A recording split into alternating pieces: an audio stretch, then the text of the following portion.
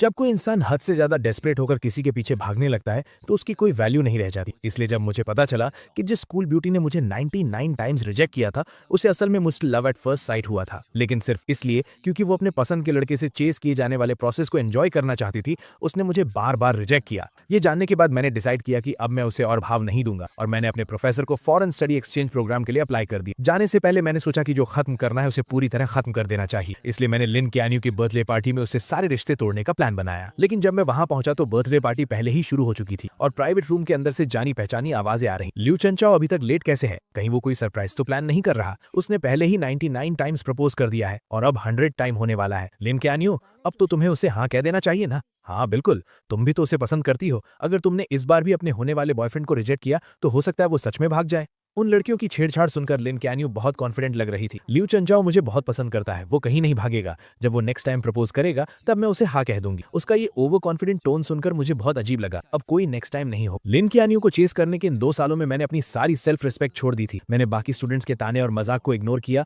और हर रोज उसे खुश करने के लिए नए नए तरीके आजमाए, लेकिन मेरे सच्चे प्यार का कभी कोई जवाब नहीं मिला। मैंने कई बार गिव अप करने का भी सोचा और न जाने कितनी रातें अकेले रोते हुए गुजारी, लेकिन अगले दिन मैं फिर से हिम्मत जुटाकर उसके पीछे लग जाता था। यहाँ तक कि उसके करीब रहने के लिए मैंने उस फॉरेन एक्सचेंज स्टूडेंट प्रोग्राम को भी लगभग छोड़ ही गया था, जिसे पाना बहुत मुश्किल था। जब तक कि उस दिन मैंने गलती से लिन कैन्यू का फोन नहीं देख लिया। तब मुझे पता चला कि लिन कैन्यू को भी मुझसे लव एट फर्स्ट साइट हुआ था। उसने मेरा contact name dear husband save किया हुआ था और उसकी गैलरी में मेरी हजारों फोटोज थी। लेकिन ये जानने के बाद कि वो भी मुझे पसंद करती है, मुझे बिल्कुल भी खुशी नहीं हुई, बल्कि मुझे बहुत गुस्सा आया और सब कुछ एक मजाक लगने लगा। मैं थक चुका हूँ, मैंने हार मान ली है। अब मैं बस जाना चाहता हूँ और लिन कैन्यू की दुनिया से हमेशा के लिए गायब होना चाहता हूँ। जैसे ही मैंने दरवाजा खोला, रूम के अंदर की बातें अचानक रुक गईं। सबने बड़ी चालाकी से मुंह घुमा लिया और दूसरी बातें करने लगे, जैसे उन्होंने मुझे देखा ही ना हो। लिन कैन्यू ने भी अपनी ड्रिंक उठाई और गेम में शामिल हो गई। उसने एकदम कोल्ड सा फेस बना रखा था और मेरी तरफ देखा तक नहीं। मैंने उसकी तरफ देखा और मुझे मानना पड़ा कि उसकी एक्टिंग सच में कमाल की थी। पूरे रूम के लोगों के मुझे इग्नोर करने पर भी मुझे बिल्कुल बुरा नहीं लगा। मैं चुपचाप जाकर कॉर्नर की एक खाली सीट पर बैठ गया। अगले 1 घंटे तक सब लोग आपस में बातें करते रहे और मजे करते रहे, लेकिन मैं वहीं बैठकर अकेले अपना फोन चलाता रहा, जैसे कि मैं वहां हूं ही नहीं। पहले जब भी लिन कैन्यू सामने आती थी तो मैं किसी भी तरह उसके पास जाने का मौका ढूंढता था और उसका अटेंशन पाने के लिए अलग अलग टॉपिक्स पर बात करता था। इस बर्थडे पार्टी के लिए भी मैंने उसे बहुत मनाया था और कई लोगों से सिफारिश करवाई थी, तब जाकर उसने मुझे इन्वाइट किया था। नॉर्मली जो चीज इतनी मुश्किल से मिले उसकी ज्यादा कदर होनी चाहिए, लेकिन मेरा ये रिलैक्स्ड एटीट्यूड देखकर ऐसा लग रहा था जैसे मुझे उसके बर्थडे की कोई परवाह ही नहीं। मेरा ये पहले से एकदम अलग और कोल्ड बिहेवियर देखकर लिन कैन्यू आखिरकार खुद को रोक नहीं पाई और उसने छुप छुप कर मुझे कई बार देखा। बर्थडे सॉन्ग गाने और केक काटने के बाद जल्द ही गिफ्ट देने का टाइम आ गया। मैंने सबका वेट किया कि सब अपने गिफ्ट्स दे दें। फिर मैं आराम से खड़ा हुआ और अपने बैग से कैलेंडर निकालकर उसे दे दिया। वहां मौजूद सभी लोग हैरानी से मुझे देखने लगे, क्योंकि वो कैलेंडर बस एक हाथ के साइज का था और उसमें सिर्फ 30 पेजेस थे। वो देखने में बहुत ही सस्ता लग रहा था। मुझे फर्क नहीं पड़ा कि बाकी लोग क्या सोच रहे हैं। मैंने बस लिन कैन्यू की तरफ देखा और आराम से कहा, लिन कैन्यू, आज से तुम हर दिन इसका एक पेज फाड़ना। जब तुम आखिरी पेज पर पहुंचोगी तो तुम्हारे लिए एक सरप्राइज होगा और वही मेरा तुम्हारे लिए लेट बर्थडे गिफ्ट है। ये सुनते ही उसके कुछ रूममेट जोर जोर से हंसने लगे। 100th टाइम प्रपोज करने का प्लान है क्या? तुम में सच में बहुत हिम्मत है। 2 साल हो गए और तुम अभी भी लगे हुए हो। तुम सच में चियानियो को बहुत पसंद करते हो ना? उनकी इन बातों को सुनकर लिन चियानियो ने भी यही सोचा कि ये 100th प्रपोजल का काउंटडाउन कैलेंडर है। उसके होंठों पर हल्की सी स्माइल आई, लेकिन उसने तुरंत उसे छुपा लिया और फिर से अपना कोल्ड फेस बना लिया। मैंने बस ये कहा था कि जब तुम 100 टाइम्स प्रपोज कर लोगे तब मैं इसके बारे में सोचूंगी। मैंने ये नहीं कहा था कि मैं पक्का हाँ कह दूंगी। मुझे पता था कि वो सब गलत समझ रहे थे। आखिरी पेज फाड़ने वाला दिन मेरे प्रपोज करने का दिन नहीं था, बल्कि वो दिन था जब मैं उसकी दुनिया से पूरी तरह गायब होने वाला था। मैंने कुछ एक्सप्लेन नहीं किया, बस हल्का सा हंसा और बोला, लिन चियानियो, मैं इतने टाइम से तुम्हारे पीछे हूँ लेकिन तुम्हें इंप्रेस नहीं कर पाया। मैं सच में जानना चाहता हूँ कि आखिर तुम्हारा आइडियल टाइप कैसा है। मेरे ये पूछते ही पूरा रूम शांत हो गया और सब उसकी तरफ एक अजीब सी नजरों से देखने लगे। लिन चियानियो ने मेरी तरफ घूर कर देखा, कुछ सेकंड्स तक चुप रही और फिर धीरे से बोली, मेरा आइडियल टाइप। उसने अभी बात शुरू ही की थी कि बंद दरवाजा अचानक खुला और सबका अटेंशन उस तरफ चला गया। सबकी नजरों के सामने जू यानशु एक बहुत ही ब्यूटीफुली पैक्ड बॉक्स लेकर अंदर आई। लिन चियानियो के चेहरे पर एक प्यारी सी स्माइल आ गई। Happy birthday चियानियो। लिन चियानियो की नजरें इस विश के साथ जू यानशु पर टिक गई। उसने अपनी उंगलियों से धीरे से टेबल को नॉक किया और अपनी अधूरी बात पूरी करते हुए बोली, मेरा आइडियल टाइप बेशक एक चेयरफुल और क्लीन लुक वाला हैंडसम गाय है। दरवाजे से अंदर आते ही ऐसी बातें सुनकर जू यानशु के चेहरे पर खुशी आ गई। वो जल्दी से उसके पास गई, अपना केयरफुली प्रिपेयर्ड गिफ्ट उसे दिया और उसे वहीं पर ओपन करने की जिद करने लगी। पल भर में ही सबका ध्यान भटक गया और किसी ने उस टॉपिक पर पर आगे बात नहीं की। उन दोनों को लोगों से घिरा हुआ देखकर मैंने कोई उदासी नहीं दिखाई, बल्कि मैं बहुत ही कामली वापस अपनी जगह पर जाकर बैठ गया। पूरी रात लिन चानियो जहां भी गई, जू यानशु हमेशा उसके साथ रही। वो दोनों हंस बोल रहे थे, एक दूसरे की ड्रिंक्स शेयर कर रहे थे और एक ही केक का पीस खा रहे थे। मैं चुपचाप उनकी ये क्लोजनेस देखता रहा और मेरे दिमाग में कई पुरानी यादें ताज़ा हो गई। हालांकि लिन चानियो किंगडा की स्कूल ब्यूटी है और उसके बहुत चाहने वाले हैं, लेकिन वो हमेशा लड़कों से दूर ही रहती है। उसका इकलौता एक्सेप्शन जू यानशु है, जिसके साथ वो बचपन से बड़ी हुई है। वो उसके बिखरे बालों को सेट करती है, क्लासेस में उसके साथ बैठती है और उसका बैग उठाती है और उसके लिए दूसरे कॉलेजेस की लड़कियों से बैट लगाकर compete करती है। उसकी ये सारी स्पेशल ट्रीटमेंट मेरे दिन में कांटों की तरह चुभती थी। लेकिन सच्चाई पता चलने वाले दिन मुझे समझ आया कि भले ही लिन चानियो और जू यानशु बचपन के दोस्त हों, लेकिन पहले वो इतने क्लोज नहीं थे। जू यानशु पूरा दिन लिन चानियो के पीछे घूमती थी, लेकिन उसने कभी उसे भाव नहीं दिया था। मेरी एंट्री के बाद ही उसने जानबूझकर मेरे सामने जू यानशु के साथ क्लोज होने का नाटक शुरू किया था, सिर्फ इसीलिए ताकि मुझे जेलस फील हो और मैं उसे चेज करने के लिए और ज्यादा मोटिवेट हूं। इसीलिए अब लिन चानियो को मेरे सामने ये सब नाटक देखकर मुझे सिर्फ हंसी आ रही थी। मैंने अपना ग्लास नीचे रखा, खड़ा हुआ और वॉशरूम चला गया। मैंने अपने चेहरे पर पानी के छींटे मारे, जिससे मुझे थोड़ा होश आया। मैंने अपने बैग से टिश्यू निकाला और चेहरे से पानी पोंछने लगा। मेरा चेहरा ढका हुआ था, इसलिए मुझे पता ही नहीं चला कि अचानक कोई मेरे पास आकर खड़ा हो गया। जब मैंने जू यानशु की वो अजीब सी ताने मारने वाली आवाज सुनी, तब मुझे एहसास हुआ कि कुछ गड़बड़ है। लोचेंजो, तुम इतने सालों से सिस्टर चियानियो के पीछे पड़े हो, लेकिन उसने कभी हाँ नहीं कहा, और तुम्हारी इतनी हिम्मत कि तुम बेशर्मों की तरह इस बर्थडे पार्टी में भी आ गए। मैं तुमसे रिक्वेस्ट करती हूँ, वो तुम्हें बिल्कुल पसंद नहीं करती। क्या तुम्हें थोड़ी भी सेल्फ रिस्पेक्ट नहीं है? तुम बस एक सस्ते डेस्परेट इंसान हो। उसकी बातें सुनकर मेरे चेहरे पर जरा सा भी गुस्सा नहीं। मैंने बस उसे कामली देखा और पूछा, क्या तुम्हारी बकवास खत्म हो गई? जू यानशु को मेरे ऐसे रिएक्शन की उम्मीद नहीं, इसलिए वो कुछ पल के लिए हैरान रह गई। बिल्कुल नहीं। क्या तुम्हें पता है कि पूरा स्कूल तुम्हारे बारे में क्या कहता है? 99 टाइम्स प्रपोज करने वाला डेस्परेट कुत्ता। आखिरकार तुम भी एक स्टूडेंट हो, क्या तुम्हें अपनी इज्जत की कोई परवाह नहीं है? कोई भी देखकर बता सकता है कि सिस्टर चियानियो मुझे पसंद करती है। तुम अपनी ये अंधी आंखें खोलकर क्यों नहीं देखते? उसका ये बदतमीजी भरा रवैया देखकर भी मुझे कोई फर्क नहीं पड़ा। मैंने बस अपनी नजरें उससे हटाकर उसके पीछे की तरफ कर ली और कहा, इससे पहले कि तुम और गालियां दो, अपने पीछे देख लो। मेरी नजर का पीछा करते हुए जू यानशु अजीब सा मुंह बनाकर पीछे मुड़ी और सामने दरवाजे के बाहर लिन चियानियो खड़ी थी। ऐसा लग रहा था कि वो काफी देर से वहां खड़ी थी और शायद उसने अभी अभी जो कुछ हुआ वो सब देख लिया था। ये सोचते ही जू यानशु अचानक घबरा गई। उसके चेहरे पर तुरंत वो बेचारी और मासूम सी एक्टिंग वापस आ गई और उसका सारा एटीट्यूड गायब हो गया। वो जल्दी से उसके पास गई, उसका हाथ पकड़ा और घबराते हुए एक्सप्लेन करने लगी, सिस्टर चियानियो, आपने जो देखा वैसा कुछ नहीं है। ये लूचेंजू था। पहले इसी ने मुझे परेशान किया, लेकिन लिन चियानियो को जैसे कोई फर्क नहीं पड़ा। उसने अपनी आंखों से जू यानशु को मुझे बेइज्जत करते देखा था, फिर भी उसने ऐसे बिहेव किया जैसे उसने कुछ देखा ही ना हो। उसने मेरी तरफ एक नजर देखा, फिर अपनी जैकेट उतारकर जू यानशु को पहना दी। बाहर बहुत हवा है, तुमने इतने कम कपड़े पहने हैं, कहीं तुम्हें ठंड न लग जाए। ये कहते हुए उसने उसका हाथ पकड़ा और वापस प्राइवेट रूम की तरफ मुड़ गए। जू यानशु ने भी इस रिएक्शन की उम्मीद नहीं की। ये देखकर कि लिन चियानियो को मेरे बेइज्जत होने से कोई फर्क नहीं पड़ा, जू यानशु का कॉन्फिडेंस और बढ़ गया। उसने बहुत प्राउडली पीछे मुड़कर मेरी तरफ देखा और मुझे एक मजाक उड़ाने वाली स्माइल दी। मेरा सिर नीचे था, इसलिए मैंने जू यानशु का वो ताना नहीं देखा। मैंने गीले टिश्यू को मोड़कर डस्टबिन में फेंका और मुड़कर सीढ़ियों से नीचे चला गया। सीढ़ियां एकदम शांत थी, सिर्फ मेरे कदमों की आवाज आ रही। उस अंधेरे में जो कुछ भी अभी हुआ वो मेरे दिमाग में घूमने लगा और मेरे होठों पर एक हल्की सी हंसी आ गई। जब वो जू यानशु को जैकेट पहना रही थी तो उसकी नजरें साफ तौर पर मुझ पर टिकी थी, जबकि उसके मुंह से जू यानशु की फिक्र वाले वर्ड्स निकल रहे थे। मुझे मानना पड़ेगा, उसकी एक्टिंग स्किल्स सच में कमाल। अगर मुझे उसके छुपे हुए इरादों के बारे में पहले से पता ना होता तो शायद मैं सच में उसके धोखे में आ जाता। बाहर जोरों की बारिश हो रही थी और कैब्स लगभग बंद हो चुकी थी। सब लोग बार के दरवाजे पर ही फंस गए थे। लिन चियानियो ने अपने फैमिली ड्राइवर को बुला लिया और कहा कि वो जू यानशु को घर छोड़ेगी। इतनी रात हो गई है, सब जा चुके हैं और लूचेंजू को अकेले यहाँ कैब का वेट करना अच्छा नहीं लगेगा ना। लिन चियानियो ने ड्राइवर से छाता लिया और बोली, उसके पास पैर है, वो खुद चला जाएगा। ये कहकर उसने मेरे रिएक्शन की परवाह किए बिना जू यानशु को लिया और कार में बैठ गए। बारिश में दूर जाती उस स्पोर्ट्स कार को देखकर मुझे कोई फर्क नहीं पड़ा। मैं अपनी कैब ऐप पर कैब ढूंढता रहा। ठंडी हवा में 2 घंटे से ज्यादा वेट करने के बाद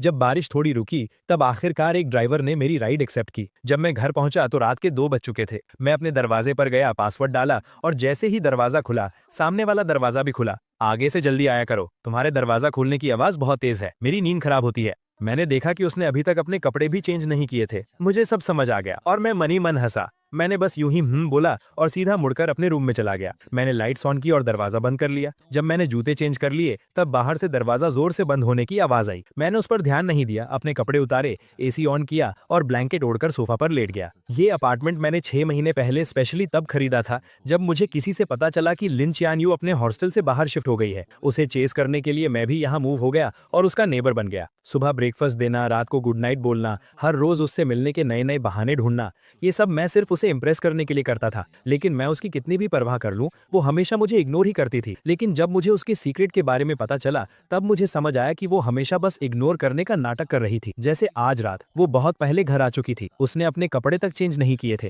क्योंकि वो मेरी सेफ्टी को लेकर परेशान थी, इसलिए वो सोई नहीं। लेकिन मुझे देखते ही वो जानबूझकर उल्टी सीधी बातें करने लगी। मैं उसके इस मुंह पर कुछ और दिल में कुछ वाले नाटक से थक चुका था और अब मैं उसके इस नाटक का हिस्सा नहीं बनना चाहता था। मैंने अपना फोन निकाला, रियल एस्टेट ऐप ओपन किया और इस अपार्टमेंट की सेल लिस्टिंग डाल दी। क्योंकि मैंने जाने का फैसला कर लिया था, तो अब सब कुछ पूरी तरह से खत्म करना ही सही था। अगली सुबह एजेंट घर चेक करने आई। मैं नींद में उठा, दरवाजा खोला और उसे घर की सारी डिटेल्स बता दी। सब देखने के बाद मैं उसे बाहर छोड़ने ही वाला था कि सामने वाला दरवाजा खुल गया। लिन चियान्यू कार की कीज लेकर बाहर जा रही थी। मेरे साथ एक अनजान औरत को देखकर उसकी भौएं अचानक सिकुड़ गईं। ये कौन है? ये मेरी कजन सिस्टर है, कुछ सामान देने आई थी। मैंने बिना किसी झिझक के झूठ बोल दिया। मेरे पास खड़ी एजेंट हैरानी से मुझे देखने लगी, लेकिन वो बहुत प्रोफेशनल थी, इसलिए उसने मेरा झूठ पकड़ा नहीं और एक बहाना बनाकर वहां से चली गई। मैं वापस रूम में गया, कपड़े चेंज किए और स्कूल जाने का प्लान बनाया। लेकिन जैसे ही मैं मुड़ा, एलिवेटर के सामने कोई खड़ा था और रास्ता रोक रखा था। मैंने सिर उठाकर देखा तो वो लिन चियान्यू थी। मुझे थोड़ा अजीब लगा, क्या वो अभी बाहर नहीं जा रही थी? वो अभी तक गई क्यों नहीं? लिन चियान्यू ने मेरी आंखों में वो कंफ्यूजन देखा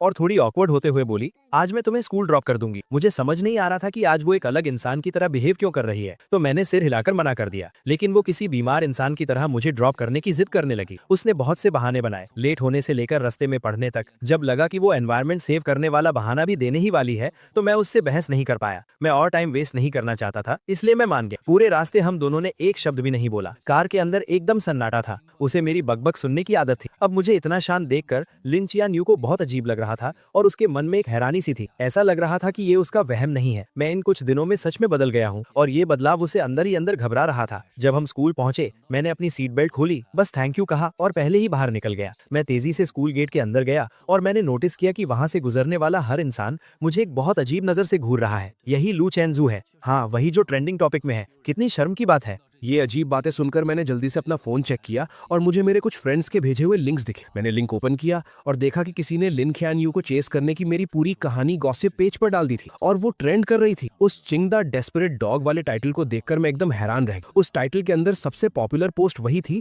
जिसमें मेरे लिन ख्यानयू को चेस करने के सारे किस्से डिटेल में लिखे थे। हर एक छोटी चीज लिखी हुई थी, यहाँ तक कि मेरे लव लेटर्स का कॉन्टेंट भी पब्लिक कर दिया गया था। दूर से मैंने देखा कि स्कूल नोटिस बोर्ड के सामने बहुत सारे लोग जमा। उस बोर्ड पर मेरे लिखे हुए लव लेटर्स चिपकाए गए और वो भीड़ उन पर हंसते हुए मजाक उड़ा रही। अरे बाप रे, तुम्हारी आंखों में डूब जाना कितना क्रिंजी है। 99 लव लेटर्स। ये लव स्ट्रक लोग कितने डरावने होते हैं। क्या ये चिंगदा का नंबर 1 जीनियस नहीं है? ये इतना डेस्परेट कैसे हो सकता है? ये बेइज्जती भरे ताने सुनकर मेरा दिल बैठ। मैं सीधा भीड़ के बीच घुसा और एक एक करके सारे लेटर्स फाड़ने लगा। जब मैं आखिरी लेटर फाड़ रहा था, तभी मेरे कानों में जू यानशु की तीखी और कड़वी आवाज, सिस्टर ख्यान्यू, लू चेंजू ने आपको इतनी बार प्रपोज किया है, आपको उसके लिए कितनी फीलिंग्स है? लिन ख्यान्यू की आवाज हमेशा की तरह एकदम ठंडी थी। उसने सिर्फ एक शब्द, जीरो। दोनों मेन कैरेक्टर्स को मौके पर देखकर और मुझे सरेआम इस तरह बेइज्जत होते हुए देखकर भीड़ की हंसी और भी तेज और बेकाबू हो गई। कुछ तमाशा देखने वालों ने जानबूझकर मुझे ताना मारते हुए पूछा, लू चेंजू, तुमने 99 टाइम्स प्रपोज किया और बदले में तुम्हें जीरो मिला, क्या तुम्हें और मेहनत नहीं करनी चाहिए? तुम्हारा नेक्स्ट प्रपोजल कब होने वाला है? हम सब भी देखने आएंगे और तुम्हें कुछ टिप्स भी देंगे, कैसा रहेगा?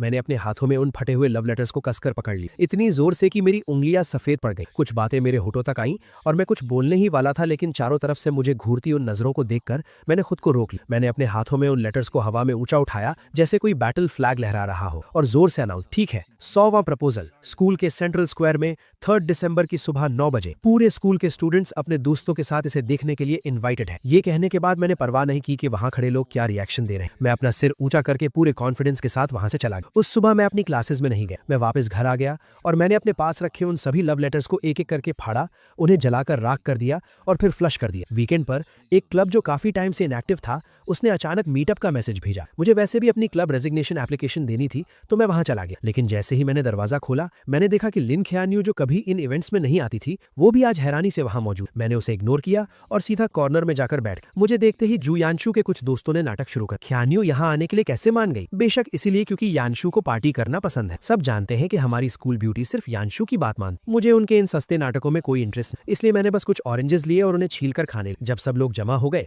तो प्रेसिडेंट ने गेम शुरू करने की अनाउंसमेंट। मुझे कोई इंटरेस्ट नहीं था, लेकिन मुझे जबरदस्ती खींचा गया और मुझे बिना मन के इस बोरिंग ट्रूथ और डेयर गेम को खेलना पड़ा। 7-8 राउंड्स के बाद आखिरकार लिन ख्यान यू हार गई। सब लोग एक्साइटमेंट भी चिल्लाने लगे। लिन स्कूल ब्यूटी को डेयर मिला है, कमरे में मौजूद किसी भी ऑपोजिट जेंडर को 3 मिनट तक किस करना। जल्दी बताओ स्कूल ब्यूटी ये डेयर पूरा करने के लिए किसे सिलेक्ट कर। मुझे पता था कि वो मुझे नहीं चुनेगी और मुझे फर्क भी नहीं पड़ता था कि वो किसे चुनती। मैं बस अपना सिर नीचे किए अपने हाथ में रखे डाइस के साथ खेलता रहा और बिल्कुल मेरी उम्मीद के मुताबिक लिन ख्यान यू ने जू यानशु को चुना। लेकिन उसने एक शर्त रखी कि कमरे की सारी लाइट्स बंद कर दी जाएं। कमरे में घुप अंधेरा था और सिर्फ सांसों की आवाजें सुनाई दे रही। 3 मिनट बाद लाइट्स ऑन हो। लिन क्यान्यू आकर अपनी जगह बैठ गए, लेकिन जोयांशु वहीं खड़ी हैरान थी और उसका चेहरा उतरा हुआ था क्योंकि लिन क्यान्यू ने उसे किस नहीं किया था। मैंने बस एक नजर उसकी तरफ देखा, तभी प्रेसिडेंट ने नेक्स्ट राउंड शुरू करने को कहा। मैंने अपने हाथ की 3 डाइस बिना सोचे समझे फेंक दी। बदकिस्मती से तीनों डाइस पर 1 आया, जो सबसे लोवेस्ट स्कोर था। मैंने बिना कुछ कहे कार्ड्स के पाइल से एक कार्ड निकाला और वो वही सेम डेयर था, बिल्कुल सेम पनिशमेंट। पल भर में कमरे के सभी लोग एक्साइट हो गए और उनकी नजरें मेरे,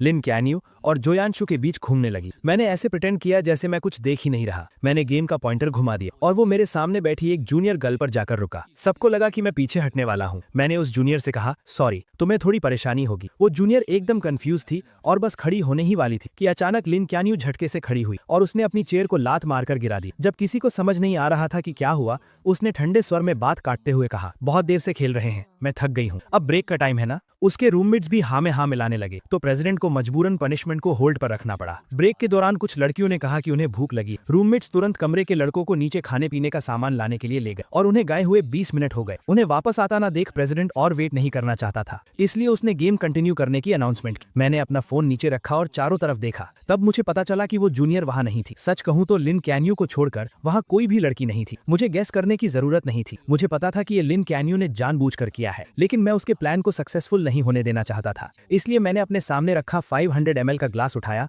और सबकी तरफ इशारा किया। मैंने जिस पार्टनर को सिलेक्ट किया था वो जा चुका, इसलिए गेम के रूल्स के हिसाब से मैं ड्रिंक खत्म करके अपनी पनिशमेंट पूरी करूंगा। ये कहने के बाद मैंने बिना कोई एक्सप्रेशन बदले पूरा ग्लास एक सांस में खत्म कर दी। लिन क्यान्यू को उम्मीद नहीं थी कि मैं उसे चुनने के बजाय ड्रिंक पीना चूज करूंगा। उसका चेहरा तुरंत गुस्से से डार्क हो गया। उसने मेरी तरफ देखा जिसका चेहरा अब लाल हो रहा था और अपने हाथ में पकड़े डाइस को इतनी जोर से दबाया कि उससे आवाज आने लगी। आधे लोगों के चले जाने के बाद गेम में कोई मजा नहीं बचा था, इसलिए वो पार्टी वहीं खत्म हो गई। मैं नशे में झूमता हुआ सबके जाने का वेट करता रहा। फिर मैंने अपने बैग से क्लब रेजिग्नेशन एप्लीकेशन निकाली और प्रेसिडेंट को दे दी। दीवार के सहारे मैं नीचे जाने की कोशिश करने लगा। मैं सीढ़ियों के पास पहुंचा ही था कि मुझे धुंधला धुंधला जोयांशु दिखाई दी। मैं उसे इग्नोर करके साइड से निकलने ही वाला था कि उसने मेरा हाथ जोर से पकड़ लिया। उसकी आंखों में बहुत गुस्सा था। अभी लाइट्स ऑन होने के बाद तुमने मुझे उस अजीब नजरों से क्यों देखा था? मैं तुम्हें बता दूं, भले ही सिस्टर क्यान्यू में मुझे किस नहीं किया, उसका भी एक रीजन था। वो मेरी रिस्पेक्ट करती है। उसकी बातें सुनकर मेरी हंसी छूटने ही वाली थी, लेकिन मुझे पता था कि इस वक्त मैं कुछ भी कहूं जोयांशु नहीं समझेगी, इसलिए मैंने बस अपना सिर हिलाया और कहा, तुम बिल्कुल सही कह रही हो। ये कहकर मैंने उसका हाथ छुड़ाया और जाने लगा, लेकिन जोयांशु ने मुझे और जोर से पकड़ लिया और लगातार मुझे गालियां देने लगी। हम दोनों के बीच धक्का मुक्की होने लगी। मेरे पैर वैसे ही लड़खड़ा रहे थे और उसके खींचने की वजह से मेरा बैलेंस बिगड़ गया। मैं सीधा पीछे की तरफ गिरा और उन ऊंची सीढ़ियों से नीचे लुढ़कता चला गया। जोयांशु भी घबरा गई और उसका बैलेंस बिगड़ गया, जिससे वो भी मेरे साथ सीढ़ियों से नीचे गिर गई। ऊपर से गिरने की आवाज सुनकर जो स्टूडेंट्स अभी ज्यादा दूर नहीं गए थे वो तुरंत मुड़े और वापस भागे। हम दोनों को इतनी बुरी तरह घायल देखकर सब घबरा गए। आखिर में लिन क्यान्यू ने किसी को कांटेक्ट किया और हमें अपने फैमिली हॉस्पिटल भेज दिया। चेकअप के बाद डॉक्टर ने बताया कि मेरी हड्डी क्रैक हो गई है और अगर टाइम पर सर्जरी नहीं हुई तो मैं हमेशा के लिए डिसेबल्ड हो सकता हूँ। जब से उसे पता चला कि हमें चोट लगी है, उसकी नजरें मुझसे एक पल के लिए भी नहीं हटी। मेरे पीले पड़े चेहरे और माथे से टपकते पसीने को देखकर ऐसा लग रहा था जैसे वो भी मेरे दर्द को फील कर रही थी और उसका दिल भी दर्द से तड़प रहा था। ऑपरेशन थिएटर रेडी था, लेकिन हॉस्पिटल में अभी सिर्फ एक ही एक्सपर्ट डॉक्टर मौजूद था जो ये सर्जरी कर सकता था। लिन क्यान्यू को डिसाइड करना था कि पहले सर्जरी किसकी होगी। उसने बिना सोचे मेरी तरफ देखा और मेरी नजरें भी उसी पर थी। मेरी उन आंखों में अब पहले वाला प्यार और पागलपन नहीं था, बस एक मरे हुए तालाब जैसी शांति थी। मेरी उस नजर को देखकर लिन क्यान्यू का दिल जोर से कांप उठा। मिस, प्लीज जल्दी डिसाइड कीजिए, पहले की सर्जरी करनी है। मैं स्ट्रेचर पर अपने पीले पड़े चेहरे के साथ लेटा हुआ था। बेहोश होने से ठीक 1 सेकंड पहले मैंने लिन क्यान्यू को पूरे कॉन्फिडेंस के साथ एक नाम लेते हुए सुना, जोयांशु। पहले जोयांशु को बचाओ। जल्दी ही डॉक्टर्स जोयांशु को ऑपरेशन थिएटर में ले गए। जैसे ही वो दरवाजा बंद हुआ मैं पूरी तरह से बेहोश हो गया। जब मुझे दोबारा होश आया तब तक 1 दिन बीत चुका था। आंखें खोलते ही सबसे पहले मैंने अपने पैरों को हाथ लगाकर चेक किया। जब मुझे फील हुआ कि मेरे पैर अभी भी सही सलामत हैं, तब जाकर मैंने चैन की सांस ली। मेरी आंखों से खुशी के आंसू छलक पड़े। थैंक गॉड, मैं डिसेबल्ड नहीं हुआ। खबर मिलते ही मेरे मेरे पेरेंट्स तुरंत आ गए और मुझे टॉप फ्लोर के वीआईपी वार्ड में शिफ्ट कर दिया, जहां वो मेरी देखभाल करने लगे। 2 घंटे बाद जू यांशु को मेरे ठीक सामने वाले वार्ड में शिफ्ट किया गया। लिन क्यून्यू खुद उसका हाथ पकड़कर उसे अंदर लेकर आई। चेकअप्स में आसानी हो इसलिए दोनों वार्ड्स के दरवाजे खुले हुए थे और मैं सामने वाले वार्ड में जो कुछ भी हो रहा था वो सब साफ साफ सुन सकता था। जू यांशु दर्द से परेशान थी तो लिन क्यून्यू को अलग अलग बातों से उसका ध्यान भटकाने की कोशिश कर रही थी। हॉस्पिटल का खाना उसे पसंद नहीं आ रहा था तो लिन क्यून्यू खुद घर जाकर उसके लिए लाइट और हेल्थी खाना बनाकर लाई। वार्ड में खाली बैठे उसे बोर फील हो रहा था तो लिन क्यून्यू उसके टाइम पास के लिए अलग अलग मजेदार चीजें लेकर आई। इन 10 दिनों में वो दोनों इतने क्लोज हो गए कि नर्सेस भी गॉसिप करने लगी कि क्या हॉस्पिटल के डायरेक्टर को उनका होने वाला दामाद मिल गया है। मैं चुपचाप ये सब सुनता रहा और मैंने कोई दखल नहीं दिया, लेकिन मुझे अच्छे से पता था कि लिन क्यून्यू ये सब नाटक सिर्फ मुझे दिखाने के लिए कर रही है। आखिरकार मैंने इस वार्ड का दरवाजा सैकड़ों बार बंद किया था, लेकिन हर बार दरवाजा बंद होते ही कोई नर्स चेकअप के लिए आ जाती। ये कोई इत्तेफाक तो बिल्कुल नहीं। डिस्चार्ज वाले दिन मुझे बेसमेंट पार्किंग में वो दोनों फिर मिल गए। मुझे आता देख लिन क्यून्यू ने व्हील चेयर पर बैठी जू यांशु को उठाया और कार में बिठा दिया। लू चेंजो, मैंने सुना है तुम क्यून्यू के घर के सामने ही रहते हो, चलो हम तुम्हें ड्रॉप कर देते हैं। मैं उनसे कोई बात नहीं करना चाहता था तो मैंने बिना सिर उठाए सीधा अपनी कैब में बैठ गया। जब कैब मेरे अपार्टमेंट के नीचे पहुंची मैंने अपने पेरेंट्स की हेल्प लेने से मना कर दिया और अपनी क्रचेस के सहारे अकेले ही घर चला गया। एलिवेटर बेसमेंट 1 से फर्स्ट फ्लोर पर आई। लिन क्यून्यू जिसे जू यांशु को घर छोड़ने जाना था वो अचानक एलिवेटर के अंदर आ गई। हम दोनों ने एक दूसरे को देखा लेकिन किसी ने कुछ नहीं कहा। एलिवेटर 17th फ्लोर पर रुकी। लिन क्यून्यू दरवाजे के पास खड़ी थी और बाहर नहीं जा रही, इसलिए मुझे अपनी क्रचेस के सहारे थोड़ा घूमकर पहले बाहर निकलना पड़ा। मैं धीरे चल रहा था लेकिन मेरे पीछे आ रही लिन क्यून्यू मुझसे भी धीरे चल रही। मैं फील कर सकता था कि उसकी नजरें मुझ पर ही टिकी थी। जब मैं दरवाजे पर पहुंचा मैंने पासवर्ड डालना चाहा लेकिन अचानक मेरी क्रच जमीन पर गिर गई। मुझे दीवार के सहारे धीरे धीरे नीचे झुकना पड़ा। जैसे ही मैंने अपनी क्रच पकड़ी अचानक मेरे सामने एक परछाई सी आई। लिन क्यानयू भी नीचे बैठ गई थी, शायद मेरी क्रच उठाने के लिए, लेकिन जैसे ही उसकी नजर मुझसे मिली उसने अपना हाथ पीछे खींच लिया और अपने खुले हुए शूलेस बांधने का नाटक करने लगी। मेरे चेहरे पर एक मजाक उड़ाने वाली स्माइल आ गई। मैंने अपनी क्रच उठाई, धीरे धीरे खड़ा हुआ और रूम के अंदर चला गया। घर पर लंबे समय तक रेस्ट करने के बाद फाइनल एग्जाम्स का टाइम आ गया। हालांकि मुझे जल्द ही विदेश जाना था लेकिन अब मैं थोड़ा चल सकता था, इसलिए मैंने एग्जाम पोस्टपोन करने की एप्लीकेशन नहीं दी और एग्जाम देने चला गया। लेक्चर हॉल में बहुत सीढ़ियां थी और मेरे पैरों की चोट अभी पूरी तरह ठीक नहीं हुई थी, इसलिए मैं बीच में फर्स्ट रो में बैठ गया। थोड़ी देर में लिन क्यानयू जू यांशु को सहारा देकर अंदर लाई। मुझे देखते ही जू यांशु ने तुरंत नाटक शुरू कर दिया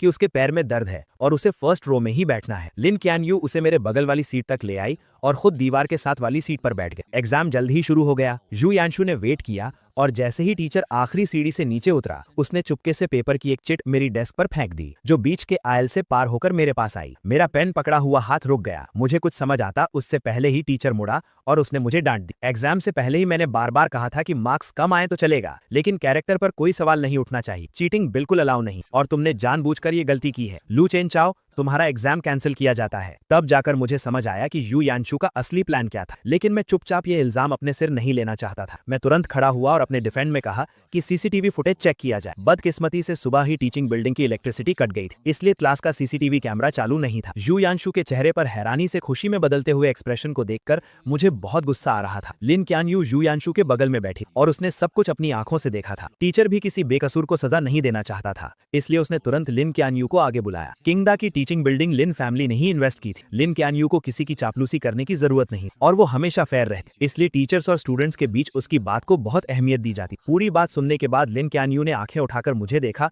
और फिर बहुत ही कामनेस के साथ बोली, जिसने चीटिंग की वो यू यांशु नहीं है। उसके ये कहते ही मेरे ऊपर लगा इल्जाम पक्का हो। लू चेनचाओ, अब तुम्हारे पास क्या बहाना है? तुमने चीटिंग की, उसे एक्सेप्ट भी नहीं कर रहे और उल्टे अपनी क्लासमेट पर इल्जाम लगा रहे हो। तुम सच में सुधरने वाले नहीं। तुम्हारे पिछले मार्क्स भी कहीं चीटिंग से तो नहीं आए थे? कुछ भी हो जाए इस बार मैं इसे पूरे स्कूल में अनाउंस करके तुम्हें पनिश करूंगा। मैं अपनी जगह पर ही खड़ा रह गया। मुझे ऐसा लगा जैसे मैं किसी बर्फ की खाई में गिर गया। मुझे लगा था कि सही और गलत के बीच फैसले के वक्त लिन क्यानयू हमेशा अपने प्रिंसिपल्स को फॉलो करेगी, इसलिए मैंने उसका नाम लिया। लेकिन मुझे बिल्कुल उम्मीद नहीं थी कि सब कुछ अपनी आंखों से देखने के बावजूद वो यू यांशु को बचाने के लिए झूठ बोलेगी। अब मैं कितनी भी सफाई दे दूं सब बेकार था। मैंने लिन क्यानयू को गहरी नजरों से देखा और बिना एक शब्द कहे वहां से चला गया। मेरी उन लाल आंखों को देखकर लिन क्यानयू अचानक घबरा गई। वो बिना सोचे मेरे पीछे आई और मेरा रास्ता रोक। लू चेनचाओ, मुझे पता है इस मामले में गलती यांशु की थी, लेकिन वो बहुत सेंसिटिव है। मैं नहीं चाहती कि लोग उसके बारे में बातें बनाएं। उसने मुझे एक बार भी सॉरी नहीं कहा, बस यू यांशु को डिफेंड करने में लगी हुई थी। मुझे तो शक होने लगा था कि उस दिन जो फोटोज मैंने देखी थी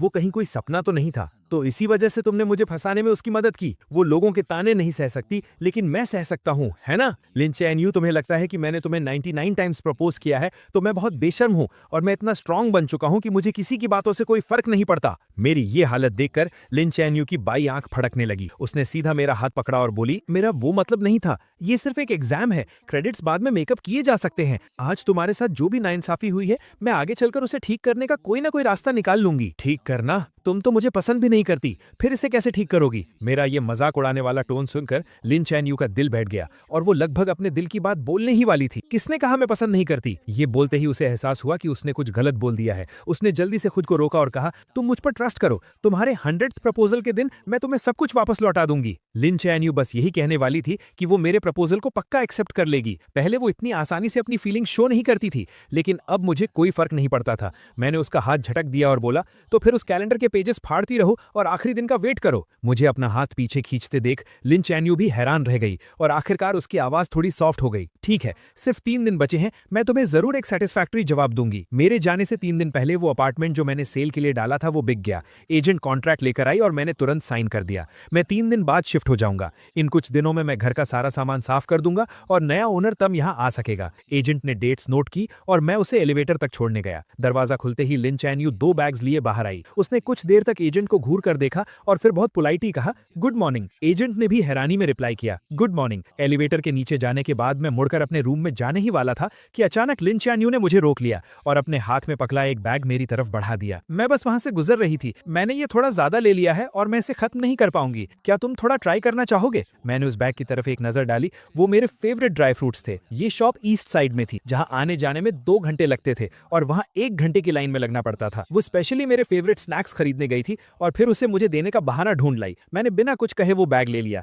लेकिन घर के अंदर जाते ही मैंने उस बैग को हवा में उछाल कर फेंक दिया और वो सीधा डस्टबिन में जाकर गिरा। जाने से 2 दिन पहले मैं प्रिंटिंग शॉप गया और मैंने हजारों रुपए खर्च करके 5 उंगलियों के साइज के 10,000 कार्ड्स प्रिंट करवाए। मैं अपने पुराने हॉस्टल गया और अपने रूममेट्स को एक काम दिया। मैंने उनसे कहा कि 3 तारीख को वो मेन बिल्डिंग की छत पर जाएं और इन कार्ड्स को पूरे स्क्वायर पर उड़ा दें। रूममेट्स को भी पता था कि हाल ही में क्या हुआ है। मुझे अभी भी हार न मानता देख वो सब मुझे समझाने लगे, चंचू रहने दो ना, लिन चैन-यू ने तुम्हारे साथ इतना बुरा किया, तुम खुद को और क्यों तकलीफ दे रहे हो? हाँ यार, उसने सच में बहुत गलत किया है, तुम्हारा प्यार डिजर्व नहीं करती वो। हालांकि मैं मूव ऑन कर चुका था, लेकिन अपने दोस्तों को अपनी इतनी परवाह देख मुझे बहुत अच्छा लगा। मैंने कहा, टेंशन मत लो, मुझे पता है मैं क्या कर रहा हूँ, तुम बस मेरे लिए वो कार्ड्स उड़ा देना। मैंने पहले ही एक क्लीनिंग कंपनी हायर कर ली है जो बाद में सब साफ कर देगी और मेरा प्रपोज करने का कोई प्लान नहीं है। मैं असल में हमेशा के लिए गुड बाय कहना चाहता हूँ। मेरी बातें सुनकर वो सब हैरान रह गए। उन्हें समझ नहीं आया कि मेरे दिमाग में आखिर चल क्या रहा है। मैंने उन्हें थैंक यू बोला और मुड़कर वहां से चला गया। मुझे दूर जाते देखकर मेरे रूममेट्स ने कार्ड बॉक्स खोला और उसमें से एक कार्ड निकाला। उस पर सिर्फ एक लाइन लिखी थी, लू चेन-जियू अब कभी लिन चैन-यू को पसंद नहीं करेगा। जाने से 1 दिन पहले मैं स्कूल गया और अपनी सारी फॉर्मेलिटीज पूरी करने के बाद घर आकर पैकिंग शुरू कर। मुझे यहाँ शिफ्ट हुए सिर्फ आधा साल हुआ था, इसलिए मेरे पास ज्यादा सामान नहीं, लेकिन जो था उसमें से ज्यादातर लिन चैन-यू से जुड़ा। मैंने कुछ बॉक्सेस लिए और उन सब चीजों को उसमें भेज। वो स्कार्फ जिससे बुनने में मुझे आधा महीना लगा था, मैंने उसे उधेड़ कर सिर्फ एक धागे का गोला बना। वो सिरामिक वेस्ट जो उसने चैरिटी में दिया था और मैंने उसे बहुत मुश्किल से ऑक्शन में खरीदा। मैंने उसे तोड़कर टुकड़े टुकड़े कर दिए। जो लव लेटर्स मैंने रातों को जागकर उसके लिए लिखे थे, मैंने वो सब पेपर श्रेडर बॉक्स डस्टबिन में। उन सारी चीजों के जाते ही मेरा और लिन चैन-यू का सारा पास्ट खत्म। आखिर में घर में सिर्फ 2 कपड़े बचे। ये वही शर्ट और लूज ब्लैक जीन्स थी जो उसने उस दिन पहनी थी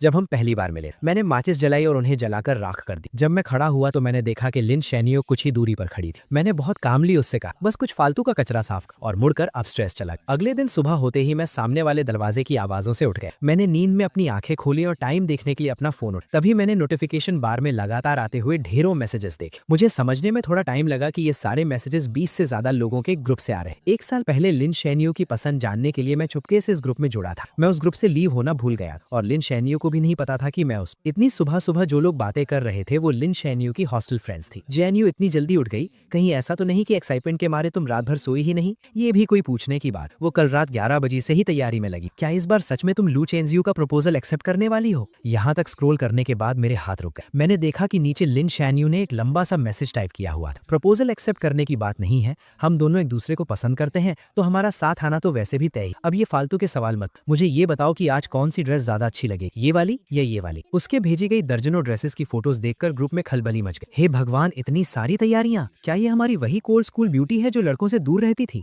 उन सब के रिएक्शंस के बीच लिन शैनयू ने सिर्फ एक ही रिप्लाई की, मैं उसे बहुत पसंद करती और इस जिंदगी में मुझे उसके अलावा और कोई नहीं चाहिए। ये एक लाइन देखकर मेरी हंसी छूट गई और मेरे दिमाग में पुरानी बातें घूमने लगी। उसका ये मुझे पसंद है वाला मैसेज देखकर मुझे ओ हेनरी की कहानियों की तरह एक बहुत बड़ा मजाक महसूस हुआ। वो मुझे पसंद करती थी, इसलिए उसने 99 टाइम्स मेरा प्रपोजल रिजेक्ट और मुझे सबके सामने एक मजाक बनने। वो मुझे पसंद करती थी, इसलिए वो मुझे इग्नोर करती थी और जानबूझकर दूसरे लड़कों के क्लोज जाकर मुझे जेलस फील कराती। वो मुझे पसंद करती थी, इसलिए उसने सच को झूठ में बदलकर मुझ पर झूठे इल्जाम लगाए और मेरी सच्ची फीलिंग्स को पैरों तले रौंद दिया। अगर उसका प्यार ऐसा है तो मुझे ऐसा प्यार नहीं चाहिए। ग्रुप चैट में मैसेजेस अब और तेजी से आ रहे थे। हॉस्टल में रहने वाली कुछ लड़कियों ने वहां की कुछ फोटोज भेजी। अभी बस 7 बज रहे थे, लेकिन स्क्वायर में पहले से ही बहुत भीड़ जमा हो गई। सब मेरा 100th प्रपोजल देखने आए थे। जैनियो जल्दी आओ, कहीं ऐसा ना हो कि प्रपोजल शुरू हो जाए और तुम जो मेन हीरोइन हो तुम्हें अंदर घुसने की जगह नहीं मिले। मैं ग्रुप से बाहर निकलने ही वाला था कि मैंने देखा लिन चियनयू ने मुझे एक मैसेज भेजा था, मैं निकलने वाली हूँ और तुम? मैं भी निकलने के लिए तैयार हूँ, बस फर्क इतना है कि मैं हमेशा के लिए निकलने वाला हूँ। मुझे अचानक ये देखने का बहुत मन हुआ कि ग्राउंड पर उन कार्ड्स को हवा में उड़ता देखकर लिन चियनयू का रिएक्शन क्या हो। जब उसे पता चलेगा कि मैं देश छोड़कर जा चुका हूँ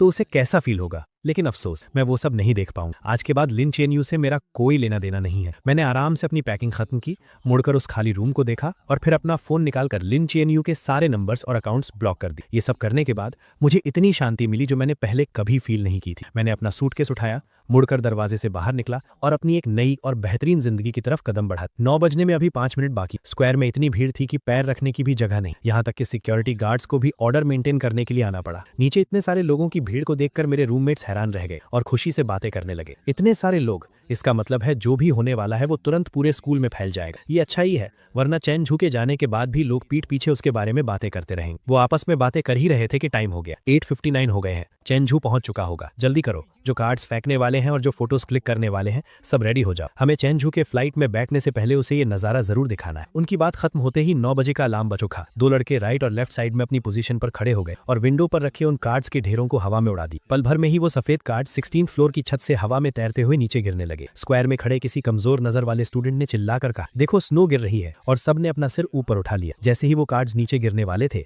लोगों ने उन्हें पकड़ने के लिए छलांग लगाई, ये देखने के लिए कि आखिर उन पर क्या लिखा है। और स्क्वायर के बिल्कुल बीच में खड़ी लिन चियनयू भी अपना सिर उठाकर ऊपर देख रही थी। उसके साथ खड़ी लड़कियां भी इस नजारे को देखकर हैरान थी। वाओ, ये कितने सारे हैं, कम से कम 10,000 कार्ड्स होंगे। लू चेनझू ने सच में बहुत मेहनत की। अपनी सहेलियों की ये तारीफें सुनकर लिन चियनयू का दिल भी उम्मीदों से भर गया। उसने अपना हाथ ऊपर किया और एक कार्ड कैच कर ली। उसने चेहरे पर स्माइल के साथ उसे पलटा, लेकिन जैसे ही उसने उस पर लिखे वर्ड्स पढ़े, उसके चेहरे की स्माइल वहीं जम गई। उसके बगल में खड़ी सहेलियां उसे चिढ़ाने के लिए आगे आईं, लेकिन कार्ड पर लिखे वर्ड्स देखकर उनकी भी आंखें फटी रह गई और वो हकलाते हुए बोली, ये इम्पॉसिबल है, पक्का कोई गलती हुई है। वो उसे दिलासा देते हुए नीचे गिरे बाकी कार्ड्स उठाने लगी और लिन चेनयू को दिखाने लगी, लेकिन उन नए कार्ड्स पर भी बिल्कुल सेम चीज प्रिंट थी। लू चेनजू अब कभी लिन चेनयू को पसंद नहीं करेगा। अब सब लोग सच में घबरा गए थे। उन्होंने जल्दी से अपने बगल में खड़े लोगों के हाथ से कुछ कार्ड्स छीन लिए, लेकिन उन्हें पढ़ने के बाद उनके दिलों का डर और बढ़ गया। ये कैसे पॉसिबल है? क्या ये प्रपोजल है? ये क्या बकवास लिखी? कहीं किसी ने जानबूझकर गड़बड़ तो नहीं की है? वो लोग अभी भी बहाने बना ही रहे थे कि तभी भीड़ में खड़े बाकी लोगों के हाथ में भी कार्ड्स आ गए और वो जोर जोर से चिल्लाने लगे, लू चेनजू अब कभी लिन चेनयू को पसंद नहीं करेगा।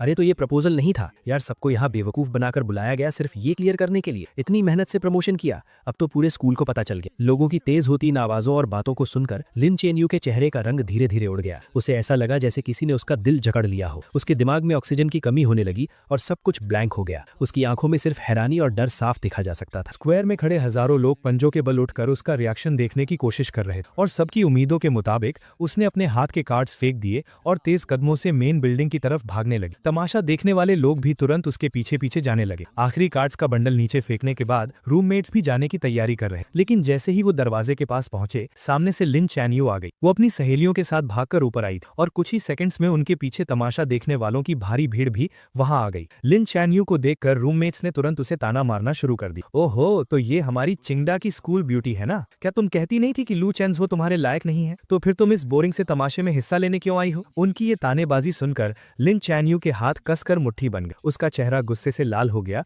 और उसने पूछा, क्या ये कार्ड्स तुम लोगों ने अपनी मर्जी से नीचे फेंके हैं? अपनी मर्जी शब्द सुनकर तीनों लड़के जोर से हंस पड़े। हमारी इतनी हिम्मत कहाँ? ये सब लू चेंजो ने बहुत सारे पैसे खर्च करके प्रिंट करवाए थे और बहुत मेहनत से स्कूल तक लेकर आया था। हम तो बस उसका आखिरी काम पूरा करने वाले मजदूर हैं। ये सुनकर पीछे खड़े स्टूडेंट्स आपस में फुसफुसाने लगे। लिन चैनयू को तो लू चेंजो पसंद नहीं था ना। अब जब उस लड़के ने हार मान ली है तो ये इतनी बेचैन क्यों हो रही? तुम्हें क्या पता, नॉवेल्स की लैंग्वेज में इसे कहते हैं कि एक घमंडी लड़की का घमंड टूट गया है और अब वो अपने प्यार के पीछे भाग रही है। मुझे तो लगता है कि अगर वो अब रिग्रेट कर रही है तो वो इसी लायक है। जब उसने पहले 99 टाइम्स उसे इग्नोर किया तब वो क्या कर रही थी? लोगों की ये बातें लिन चैनयू के दिल में तीखे चाकुओं की तरह चुभ रही और उन्होंने उसके लंबे समय से चले आ रहे कॉन्फिडेंस को चकनाचूर कर दी। इन 2 सालों में उसे लगा था कि वो मुझे पूरी तरह समझती है और मेरे थॉट्स और एक्शंस को इजीली कंट्रोल कर सकती, और आखिर हुआ भी वैसा ही। मेरे पिछले 99 प्रपोजल्स बिल्कुल वैसे ही खत्म हुए थे जैसे उसने सोचा था। उसे लगा था कि 100th टाइम सब कुछ खत्म हो जाएगा और मेरे और उसके बीच एक परफेक्ट हैप्पी एंडिंग हो। लेकिन जब उसे लग रहा था कि वो पूरी तरह जीत चुकी है,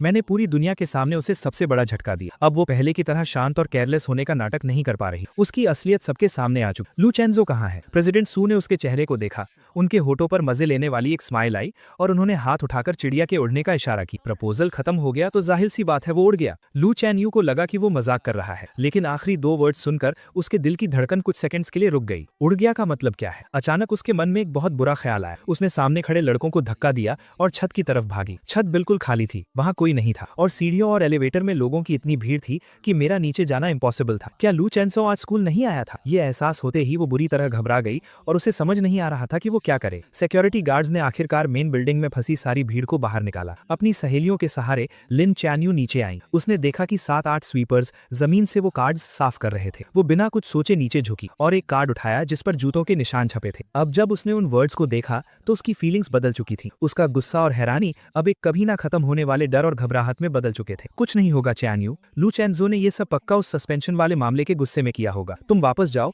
और उसे अच्छे से एक्सप्लेन करो। अपने दिल की सारी बातें उसे बता दो। वो तुम्हें बहुत पसंद करता है, वो तुम्हें पक्का माफ कर देगा। हाँ, उसने तुम्हें 2 साल चेज किया है और 99 टाइम्स प्रपोज किया है। इस बार वो पक्का बस ऐसे ही गुस्सा दिखा रहा है। तुम उसे थोड़ा सा मना लोगी तो वो मान जाएगा। हालांकि सब लोग उसे पॉजिटिव बातें बोलकर समझा रहे थे, लेकिन लिन चैनयू के सिक्स्थ सेंस उसे बता रही थी कि इस बार सब कुछ पहले से बिल्कुल अलग है। वो अपनी उस घबराहट को रोक नहीं पा रही थी और उसे अपनी सहेलियों की बातें भी शोर लग रही थी। परेशान होकर वो सीधा कार ड्राइव करके अपार्टमेंट की तरफ निकल गई। वो मुझे ढूंढकर सब कुछ क्लियर करना चाहती थी। 10:30 पर उसने अपनी कार पार्क की और जैसे ही सोसाइटी के गेट पर पहुंची उसने डस्टबिन साफ करने वालों को देखा। अचानक उसे कल रात का वो सीन याद आ गया जब मैं जमीन पर बैठकर कुछ जला रहा था। उस वक्त भी उसे लगा था कि कुछ अजीब है, लेकिन उसने मुझसे पूछा नहीं। अब वो देखना चाहती थी कि आखिर मैंने क्या जलाया था, लेकिन गार्ड ने वहां नया डस्टबिन रख दिया था। क्लीनिंग ट्रक दूर जा चुका था तो मजबूरन लिन चैनयू हाथ में वो कार्ड लिए ऊपर चली गई। एलिवेटर का दरवाजा खुलते ही वो सामने रखे कुछ बड़े लगेज बॉक्सेस के कारण अंदर ही फंस गई। पास खड़े लड़के ने देखा कि वो बाहर नहीं आ पा रही है तो उसने जल्दी से सॉरी बोला और लगेज हटाने लगा। लिन चैनयू ने अंदाजा लगाया कि शायद ये कोई नया नेबर है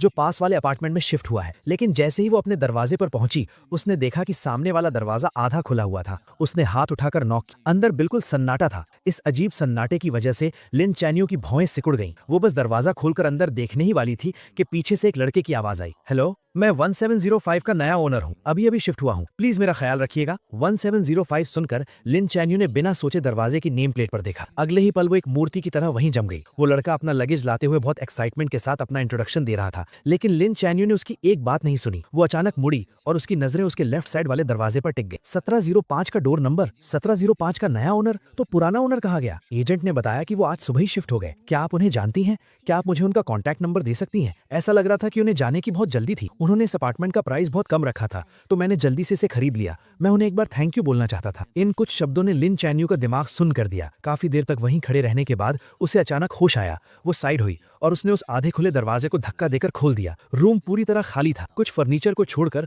वहां कोई भी पर्सनल चीज नहीं थी। वो कमरा एक नए घर की तरह एकदम साफ था। उस लड़के ने लिन चैनयू के पीले पड़ते चेहरे पर ध्यान नहीं दिया और अभी भी दांत दिखाते हुए हंस रहा था। साफ है ना? एजेंट ने बताया कि उस भाई ने 3 दिन तक सफाई की। क्योंकि सारा सामान ले जाना मुश्किल था तो उसने बहुत सी चीजें फेंक भी दी। लिन चैनयू को याद ही नहीं था कि वो अपने घर वापस कैसे पहुंचा। जब उसे होश आया तो उसने खुद को दरवाजे के पास जमीन पर गिरा हुआ पाया। उसके पैरों में कोई जान नहीं बची थी और वो पूरी पसीने में भीगी हुई थी, जैसे अभी अभी पानी से निकाली गई हो। उसने अपना फोन निकाला, वी चैट पर मेरी प्रोफाइल ओपन की और कांपते हाथों से कुछ वर्ड्स टाइप किए। तुम यहाँ से शिफ्ट क्यों हो गए? जैसे ही उसने सेंड बटन दबाया, स्क्रीन पर एक लाल निशान आ गया। उस लाल निशान को देखकर उसकी आंखें कुछ सेकंड्स के लिए वहीं टिक गईं। फिर भी उसे यकीन नहीं हुआ तो उसने कुछ और मैसेजेस सेंड किए, लेकिन हर बार वही सेम फेल्ड मैसेज की वार्निंग आई। फोन की स्क्रीन को देखकर उसे ऐसा लगा जैसे किसी ने उसका गला घोंट दिया हो और उसकी सांस रुकने लगी। जैसे ही उसकी सांस रुकने वाली थी, फोन बजा। उसने अपना हाथ हटाया और फोन उठाया। तभी उसे अपनी रूममेट की घबराई हुई आवाज सुनाई दी। चीएनयू, गड़बड़ हो गई। लू चेंजू इटली चला गया है। मैंने अभी अभी नोटिस बोर्ड पर एक्सचेंज स्टूडेंट लिस्ट में उसका नाम देखा है। ये बात लिन चीएनयू के दिल में किसी बिजली की तरह गिरी और एक तूफान ले आई। उसने कैबिनेट पकड़कर खड़े होने की कोशिश की, लेकिन उसके सुन्न पड़े पैर उसका साथ नहीं दे रहे थे। वो सीधे सिर के बल जमीन पर गिर पड़ी और उसका माथा दीवार के कोने से जोर से टकराया। वहां एक गहरा घाव हो गया और खून तेजी से बहने लगा। पास गिरे फोन से घबराई हुई आवाजें आ रही। तुम्हें क्या हुआ है? हम अभी आ रहे हैं। लिन चीएनयू के पास अब इन बातों को समझने का टाइम नहीं था। उसने अपना हाथ उठाकर अपने घाव को दबाया। उसे ऐसा लग रहा था जैसे उसके दिमाग को चींटियां कुतर रही हों। वो नसों का दर्द बर्दाश्त से बाहर था। वो सिकुड़कर गोल हो गई और उसके गले से दर्द भरी कराह निकलने लगी। उसकी आंखों के सामने अंधेरा छा गया। पूरी तरह बेहोश होने से पहले उसके दिमाग में बस वही एक लाइन चल रही थी जिसे उसने आज ना जाने कितनी बार पढ़ा था और जो उसके दिल पर छप चुकी थी। लू चेंजू अब कभी लिन चीएनयू को पसंद नहीं करेगा। लिन चीएनयू को बहुत गहरी चोट आई थी। किस्मत से उसकी जान बच गई, लेकिन उसे आईसीयू में एडमिट करना पड़ा। जब उसे होश आया तो उसे पता चला कि 3 दिन बीत चुके हैं। उसकी सहेलियों ने उसके बेड के पास खड़े होकर चैन की सांस ली और फिर उसे बताने लगी कि उसके बेहोश रहने के दौरान क्या क्या हुआ था। जो खबर उन्हें मिली थी उसके हिसाब से लू चेंजू 3 दिन पहले ही इटली पहुंच चुका था, लेकिन अभी तक उसके एडमिशन की फॉर्मेलिटीज पूरी नहीं हुई थी। सुना है कि लिस्ट पब्लिक होने के बाद किसी ने स्कूल में उसकी कंप्लेन कर दी कि उसने अभी कुछ टाइम पहले एग्जाम में चीटिंग की थी, इसलिए उसका एक्सचेंज प्रोग्राम कैंसिल कर देना चाहिए। अगर उसका प्रोग्राम कैंसिल हो गया तो उसे पक्का वापस आना पड़ेगा। चीएनयू, तुम टेंशन मत लो, वो कहीं भाग नहीं सकता। लिन चीएनयू का दिल जोर से धड़कने लगा और उसकी आंखें फटी की फटी रह गईं। वो अभी इस शॉकिंग न्यूज से बाहर भी नहीं आ पाई थी कि दरवाजे पर नॉक हुआ। एक रूममेट भागकर दरवाजा खोलने गई और बाकी तीनों हैरानी से देखने लगी। उन्होंने देखा कि फेमस प्रोफेसर जांग बहुत गुस्से में अंदर आए। उन्होंने बेड पर लेटी लिन चीएनयू की तरफ एक नजर देखा। उनका वो बिना कुछ कहे डराने वाला ऑरा ऐसा था कि कोई उनसे आंख नहीं मिला पा रहा था। तुम ही लिन चीएनयू हो ना? सुना है चेंजू और जू यानचू वाले चीटिंग केस में तुमने ही गवाही दी थी। मुझे तुमसे बात करनी है। ये सुनकर रूममेट्स वहां रुकने की हिम्मत नहीं कर पाई और तुरंत वार्ड से बाहर चली गईं। धीरे धीरे बंद होते दरवाजे को देखते हुए लिन चीएनयू ने हल्का सा अपना सिर उठाया। हाँ, मैंने ही गवाही दी थी। ये जवाब सुनते ही प्रोफेसर जांग का चेहरा गुस्से से लाल हो गया और उन्होंने अपनी आवाज तेज करते हुए कहा, चेंजू ने मुझे बताया कि तुमने झूठी गवाही दी है। इतने बड़े मामले में तुमने झूठ बोलने की हिम्मत कैसे की? क्या तुम्हें पता भी है कि इसका उसके फ्यूचर पर क्या असर पड़ेगा? अगर ऑफिशियल नोटिस आ गया और ऊपर से जो कंट्रोवर्सी तुम्हारे कारण इंटरनेट पर हुई थी उसे मिला दें तो उसकी पूरी जिंदगी तुम्हारे हाथों बर्बाद हो जाएगी। वो तुम्हें पसंद करता है, लेकिन अपने दिल पर हाथ रखकर बताओ, क्या इन 2 सालों में उसने कभी तुम्हारे साथ कुछ बुरा किया है? क्या तुम उससे इतनी नफरत करती हो कि उसे पूरी तरह से बर्बाद करना चाहती हो? अगर तुम्हारे अंदर थोड़ी सी भी इंसानियत बची है तो तुरंत स्कूल एडमिनिस्ट्रेशन के पास जाकर उन्हें सच बताओ। ये बातें सुनकर लिन चीएनयू का दिमाग सुन्न हो गया और उसका दिल घबराहट से तेज धड़कने लगा। उस वक्त वो बस इस बात से गुस्सा थी कि मैंने क्लब पार्टी में उसे चूज नहीं किया था।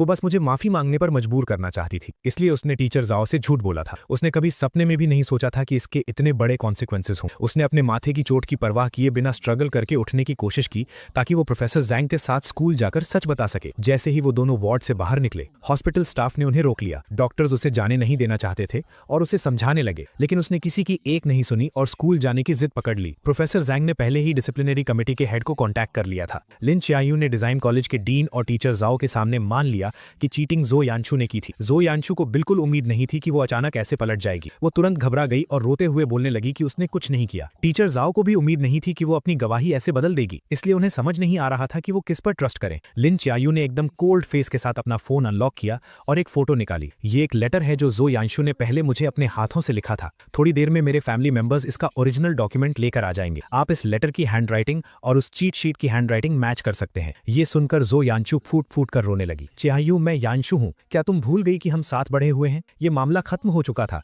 तुम झूठ क्यों बोल रही हो? लिन चीएनयू ने देखा कि इतने सॉलिड प्रूफ के बाद भी वो मुकरने की कोशिश कर रही है। उसकी आंखों में एक गहरी नफरत आ गई। मैंने तुम्हें कभी पसंद नहीं किया।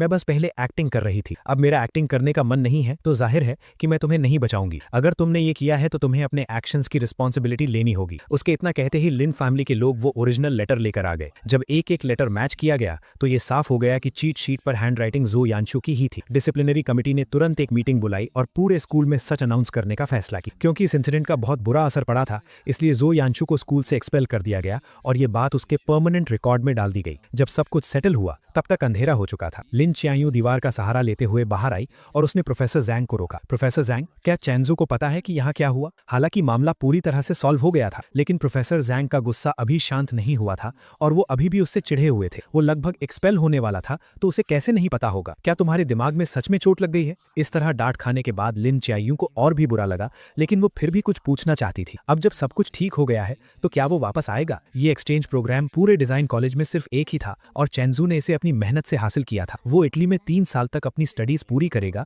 और वापस आने के बाद उसका फ्यूचर बहुत ब्राइट होगा। वो वापस क्यों आएगा? और वैसे भी क्विंगडा में तुम्हारे जैसे लोग हैं, अगर वो वापस नहीं आएगा तो कम से कम उसे तकलीफ तो नहीं सहनी पड़ेगी। अगर मुझे पता होता कि वो इतना अंधा है कि तुम्हारी जैसी लड़की को पसंद करेगा तो मैंने उसे उसी वक्त समझाया होता कि पार्टनर चुनते वक्त अपनी आंखें खुली रखनी चाहिए। जब मुझे प्रोफेसर जैंग का सब कुछ ठीक होने वाला कॉल आया, मैं बीच पर सन बात ले रहा था। मुझे नहीं पता कि प्रोफेसर ने लिन चियांगयू से सच कैसे उगलवाया, लेकिन मैंने उन्हें दिल से थैंक यू कहा। प्रोफेसर जैंग ने मुझे कुछ और एडवाइस दी और फिर अपनी मीटिंग के लिए चले गए। मैंने अपने बगल में रखा जूस पिया और आराम से अपनी बीच चेयर पर लेट गया। 3 दिन पहले मैं इटली पहुंचा था और मेरा प्लान सीधा एडमिशन की फॉर्मेलिटीज पूरी करने का था, लेकिन स्कूल एडमिनिस्ट्रेशन ने वेरिफिकेशन के लिए चाइना कॉल किया और अचानक मुझे बताया कि मेरे एडमिशन में कोई प्रॉब्लम है और अभी प्रोसेस नहीं हो सकता। मैंने अपने रूममेट से पूछा, तब मुझे पता चला कि किसी ने छुपकर मेरी कंप्लेन की है। इसलिए मैंने प्रोफेसर जैंग को कांटेक्ट किया, उन्हें सारी बात बताई और उनसे हेल्प मांगी। हालांकि प्रोफेसर जैंग चिंगडा के बहुत रिस्पेक्ट वाले इंसान हैं, लेकिन मुझे पता था कि इस सिचुएशन को क्लियर करना बहुत मुश्किल होगा और मैं किसी भी तूफान का सामना करने के लिए रेडी था। सच कहूं तो लिन चियांगयू से मिलने के बाद से मेरा स्ट्रेस सहने का लेवल बहुत बढ़ गया था। अब जब मैं एक्सपेल होने जैसी बड़ी प्रॉब्लम को फेस कर रहा था तब भी मैं एकदम चिल था। यहाँ तक कि मैंने रातों रात ही फ्लाइट टिकट बुक की और वेकेशन के लिए बीच पर आ गया। अब जब सब कुछ सॉल्व हो गया था तो मैं पूरी तरह से रिलैक्स हो गया और सोचने लगा कि वापस जाकर अपने एडमिशन के बचे हुए काम कब पूरे करूं। मैं फ्लाइट सर्च कर ही रहा था कि तभी हॉस्टल ग्रुप चैट पर एक नोटिफिकेशन आया, चेंजू, अभी लिन चियांगयू हॉस्टल आई थी और तुम्हारा कॉन्टैक्ट नंबर मांग रही थी। वो कह रही थी कि उसे माफी मांगनी है, लेकिन हम उसके धोखे में नहीं आने वाले, तुम टेंशन मत लो। हमने उसे एक नंबर भी नहीं दिया। तुम्हें नहीं पता वो अभी कितनी कमजोर और बीमार लग रही थी। उसके सिर पर पट्टियां बनी हुई थी। सुना है कि वो पिछले 2 दिन से आईसीयू में थी। सच में कर्मा इज रियल, वो इसी लायक है। इन मजेदार बातों को पढ़कर मेरे दिमाग में तुरंत वो सीन आ गया जब लिन चियांगयू मेरा नया नंबर मांग रही होगी और उसे मना कर दिया गया होगा। मेरे होठों पर एक स्माइल आ गई। मैंने ग्रुप में एक बड़ा सा रेड एनवेलप भेजा और लिखा, इन दिनों मेरी हेल्प करने के लिए आप सबका बहुत बहुत थैंक यू। सब कुछ अच्छे से सॉल्व हो गया है। जब ये 3 साल पूरे हो जाएंगे और मैं चाइना वापस आऊंगा तो मैं आप सबको ट्रीट दूंगा और पर्सनली थैंक यू कहूंगा। मिलान वापस जाने की सबसे अर्ली फ्लाइट बुक करने के बाद मैंने अंगड़ाई ली और खड़ा हो गया। मैं उस सॉफ्ट बीच पर चलते हुए अपने होटल की तरफ जाने लगा। इस बार एडमिशन का प्रोसेस एकदम स्मूथली हो गया, कोई प्रॉब्लम नहीं। मैंने अपने हाथ में ऑफिशियल स्टैंप लगे डॉक्यूमेंट्स और अपना नया स्टूडेंट आईडी कार्ड देखा और मेरे चेहरे पर एक सेटिस्फैक्शन वाली स्माइल आ गई। क्या आप हॉस्टल में रहेंगे या अपना अपार्टमेंट ढूंढेंगे? मैंने पहले ही एक अपार्टमेंट ढूंढ लिया है। मुझे इंटरनेशनल स्टूडेंट्स वाले क्राउडेड हॉस्टल्स में रहना पसंद नहीं है, इसलिए मैंने आने से पहले ही स्कूल के पास एक छोटा सा अपार्टमेंट खरीद लिया था। मैं तुरंत अपना लगेज लेकर वहां चला गया। वहां पहुंचने के बाद मैंने अपने सामने सीढ़ियां देखी और अपने भारी सूटकेस को उठाने की कोशिश की और एक लंबी सांस ली। मैं सोच ही रहा था कि क्या मुझे पैसे देकर किसी से हेल्प लेनी चाहिए कि तभी एक बहुत ही खूबसूरत लड़की मेरे पास आई। उसने इंग्लिश में मुझसे पूछा कि क्या मुझे हेल्प चाहिए। मैंने जल्दी से सिर हिलाकर हाँ कर दी। उस खूबसूरत लड़की ने मेरा लगेज उठाने में हेल्प की और हम सीढ़ियां चढ़ने लगे। रास्ते भर हम बातें करते रहे। अपार्टमेंट के दरवाजे तक पहुंचते पहुंचते हमने एक दूसरे को इंट्रोड्यूस भी कर दिया था। मैंने थोड़ा झुककर उसे थैंक यू कहा, लेकिन उसने अपनी लाल हो चुकी हथेलियां दिखाई और मजाक करते हुए बोली, मैंने तुम्हारी हेल्प की है, क्या सिर्फ एक थैंक यू काफी होगा? अगर तुम्हें प्रॉब्लम ना हो तो क्या तुम मुझे अपना बिजनेस कार्ड दे सकते हो? ये सुनकर मैं एक पल के लिए हैरान रह गया, लेकिन जल्द ही समझ गया कि मैंने अपनी पॉकेट्स में बहुत ढूंढा लेकिन मुझे कोई कार्ड नहीं मिला। मैंने बहुत सॉरी फील करते हुए कहा, सॉरी मेरे पास कार्ड नहीं है। तभी उसने पता नहीं कहां से एक पेन निकाला और अपना हाथ मेरे सामने कर दिया। प्लीज अपना फोन नंबर मेरे हाथ पर लिख दो। मैं कुछ सेकंड्स के लिए झिझका, लेकिन फिर मैंने पेन लिया और उसके हाथ पर अपना नंबर लिख दिया। नए अपार्टमेंट में शिफ्ट होने के बाद मैं कई दिनों तक बिजी रहा और आखिरकार मैंने घर को अच्छे से सेट कर लिया। रात को मुझे एक मैसेज मिला कि इस बैच के सभी इंटरनेशनल एक्सचेंज स्टूडेंट्स की रिपोर्टिंग पूरी हो चुकी है और कल ऑडिटोरियम में एक वेलकम सेरेमनी होगी। मैंने टाइम नोट कर लिया और अगले दिन सुबह जल्दी घर से निकल गया। इन कुछ दिनों में जब भी मुझे फ्री टाइम मिलता था मैं स्कूल में घूमता था, लेकिन स्कूल बहुत बड़ा था और सारी बिल्डिंग्स एक जैसी ही दिखती थी, इसलिए मैं रास्ता भूल गया। टाइम होने ही वाला था और मैं किसी से रास्ता पूछने ही वाला था कि अचानक मेरा फोन बज उठा।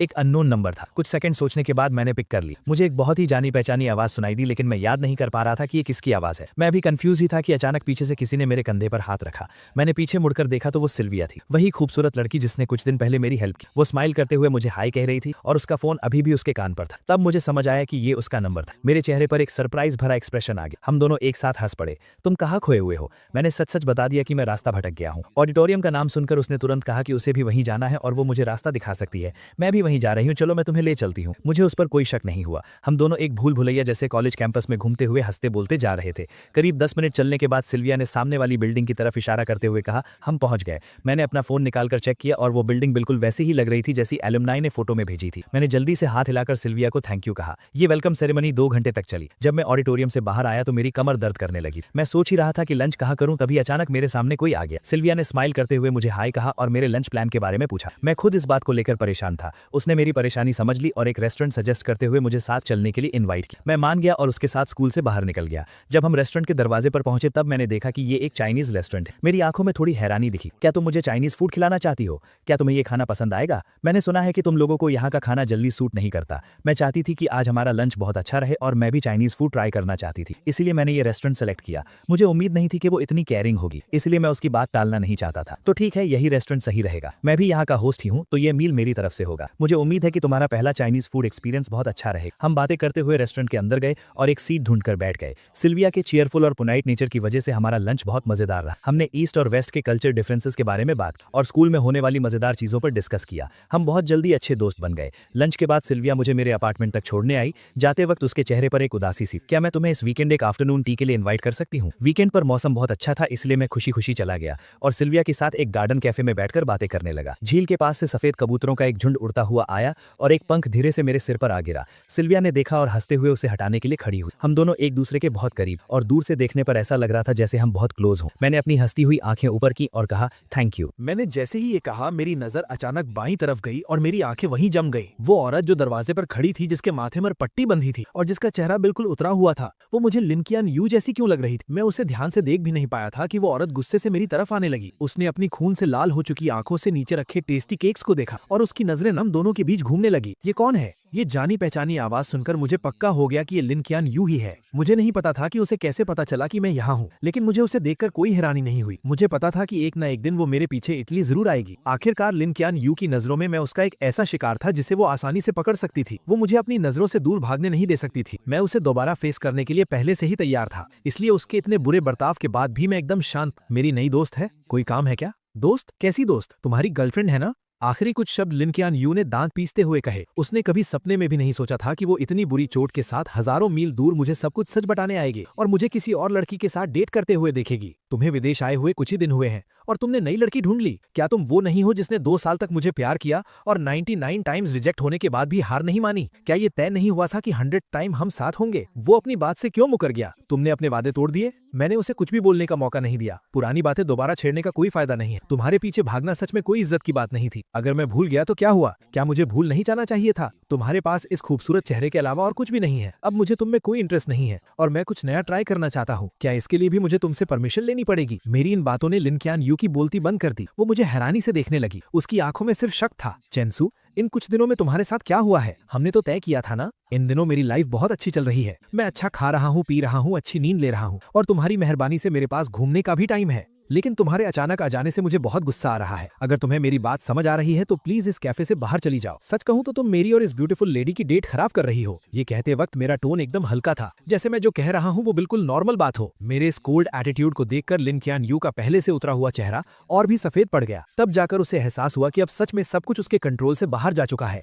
पहले मुझसे गलती हुई थी। मुझे तुम्हारी फीलिंग्स के साथ नहीं खेलना चाहिए था। आई एम सॉरी चेंसू, प्लीज मुझे माफ कर दो। क्या तुम मुझे एक और मौका नहीं दे सकते? उसके कांपते हुए हाथों को देखकर मैंने अपनी भौहें उठाई और ताना मारते हुए कहा, मैं स्कूल ब्यूटी की माफी डिजर्व नहीं करता। तुम टेंशन मत लो, अब से हम दोनों एक दूसरे के लिए अजनबी हैं। तुम्हें अब डरने की जरूरत नहीं है कि मैं तुम्हारे पीछे भागूंगा। मेरी आंखों में ये डिटर्मिनेशन देखकर लिन कियान यू समझ गई कि मैं मजाक नहीं कर रहा हूँ। वो बहुत घबरा गई और उसने अनजाने में ही मेरा हाथ इतनी जोर से पकड़ा कि मेरे चेहरे पर सिकन आ गई। सिल्विया को हम दोनों की बातें समझ नहीं आ रही थी। शुरुआत में उसे लगा कि हम बस दोस्त हैं और बात कर रहे हैं, लेकिन जब उसने देखा कि मेरा हाथ लाल हो गया है तो वो जल्दी से खड़ी हुई और मुझे छुड़ाने की कोशिश करने लगी। लिन कियान यू के लिए ये एक खुला चैलेंज जैसा था। उसने बिना सोचे सिल्विया का हाथ झटक दिया। सिल्विया धक्का लगने से कुछ कदम पीछे लड़खड़ाई। लिन कियान यू ने उसे बहुत ठंडी नजरों से घूरा और मेरा हाथ पकड़कर मुझे अपने साथ खींचने लगी। सिल्विया ने दीवार का सहारा लेकर खुद को संभाला। जब उसने देखा कि मैं उसके साथ नहीं जाना चाहता तो उसने आकर सीधा लिन कियान यू के मुंह पे थप्पड़ जड़ दिया और अगले ही पल दोनों आपस में बुरी तरह लड़ने लगी। बहुत से कस्टमर्स डर गए कि कहीं उन्हें भी चोट ना लग जाए, इसलिए वो बाहर भागने लगे। सेकंड फ्लोर पर मौजूद ओनर ने तुरंत पुलिस को कॉल कर दिया। पुलिस ने आकर उन दोनों को अलग किया जो गुस्से में पागल हो चुकी थी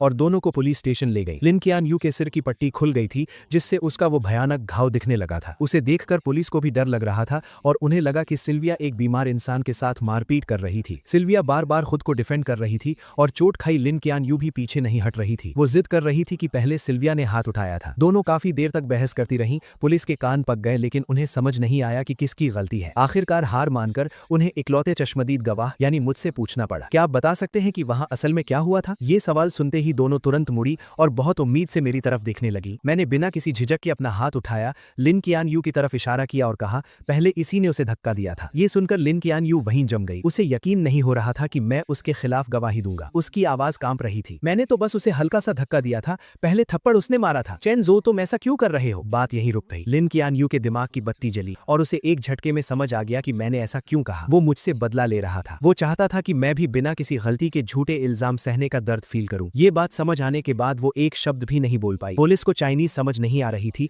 तो उन्होंने मुझसे ट्रांसलेट करने को कहा। मैंने सीधा सीधा हमारे रिश्ते से पल्ला झाड़ लिया। मैं सिल्विया के साथ लंच कर रहा था और ये अचानक वहां आकर तमाशा करने लगी। ये मेरी मर्जी के खिलाफ मुझे जबरदस्ती वहां से ले जाना चाहती थी और फिर इसने धक्का दे दिया जिसकी वजह से इन दोनों में लड़ाई शुरू हो गई। लिन कियान यू के दिल में बची हुई आखिरी उम्मीद भी पूरी तरह टूट गई। उसने अपना मुंह खोला और एक बेजान फटी हुई आवाज में पूछा, क्या तुम अब कभी मेरी साइड नहीं लोगे? मैंने तिरछी नजरों से उसे देखा और एक ठंडी स्माइल के साथ कहा, मैं एक सच्चा इंसान हूं, मैं हमेशा सिर्फ सच का साथ दूंगा। लिन कियान यू ने फिर भी हार नहीं मानी और एक और सवाल पूछा, अगर आज उसने मुझे पहले धक्का दिया होता तो क्या तुम तब भी सच बोलते? क्या ये भी पूछने वाली बात है? मेरा तुमसे कोई लेना देना नहीं है। क्या हम इतने क्लोज हैं? सिल्विया अभी छोटी है और बहुत सेंसिटिव है। मैं जाहिर सी बात है अपनी दोस्त का ही साथ दूंगा। ये बात बोलकर मुझे कोई फर्क नहीं पड़ा कि उसका रिएक्शन क्या था। मैं मुड़ा और वहां से चला गया। मेरी गवाही और तुरंत मंगवाई गई सीसीटीवी फुटेज की वजह से सच जल्दी ही सबके सामने आ गया। एक फॉरेन नेशनल होने के बावजूद तमाशा करने के जुर्म में लिन कियान यू को हिरासत में ले लिया गया। मैंने सिल्विया के बाहर आने का वेट किया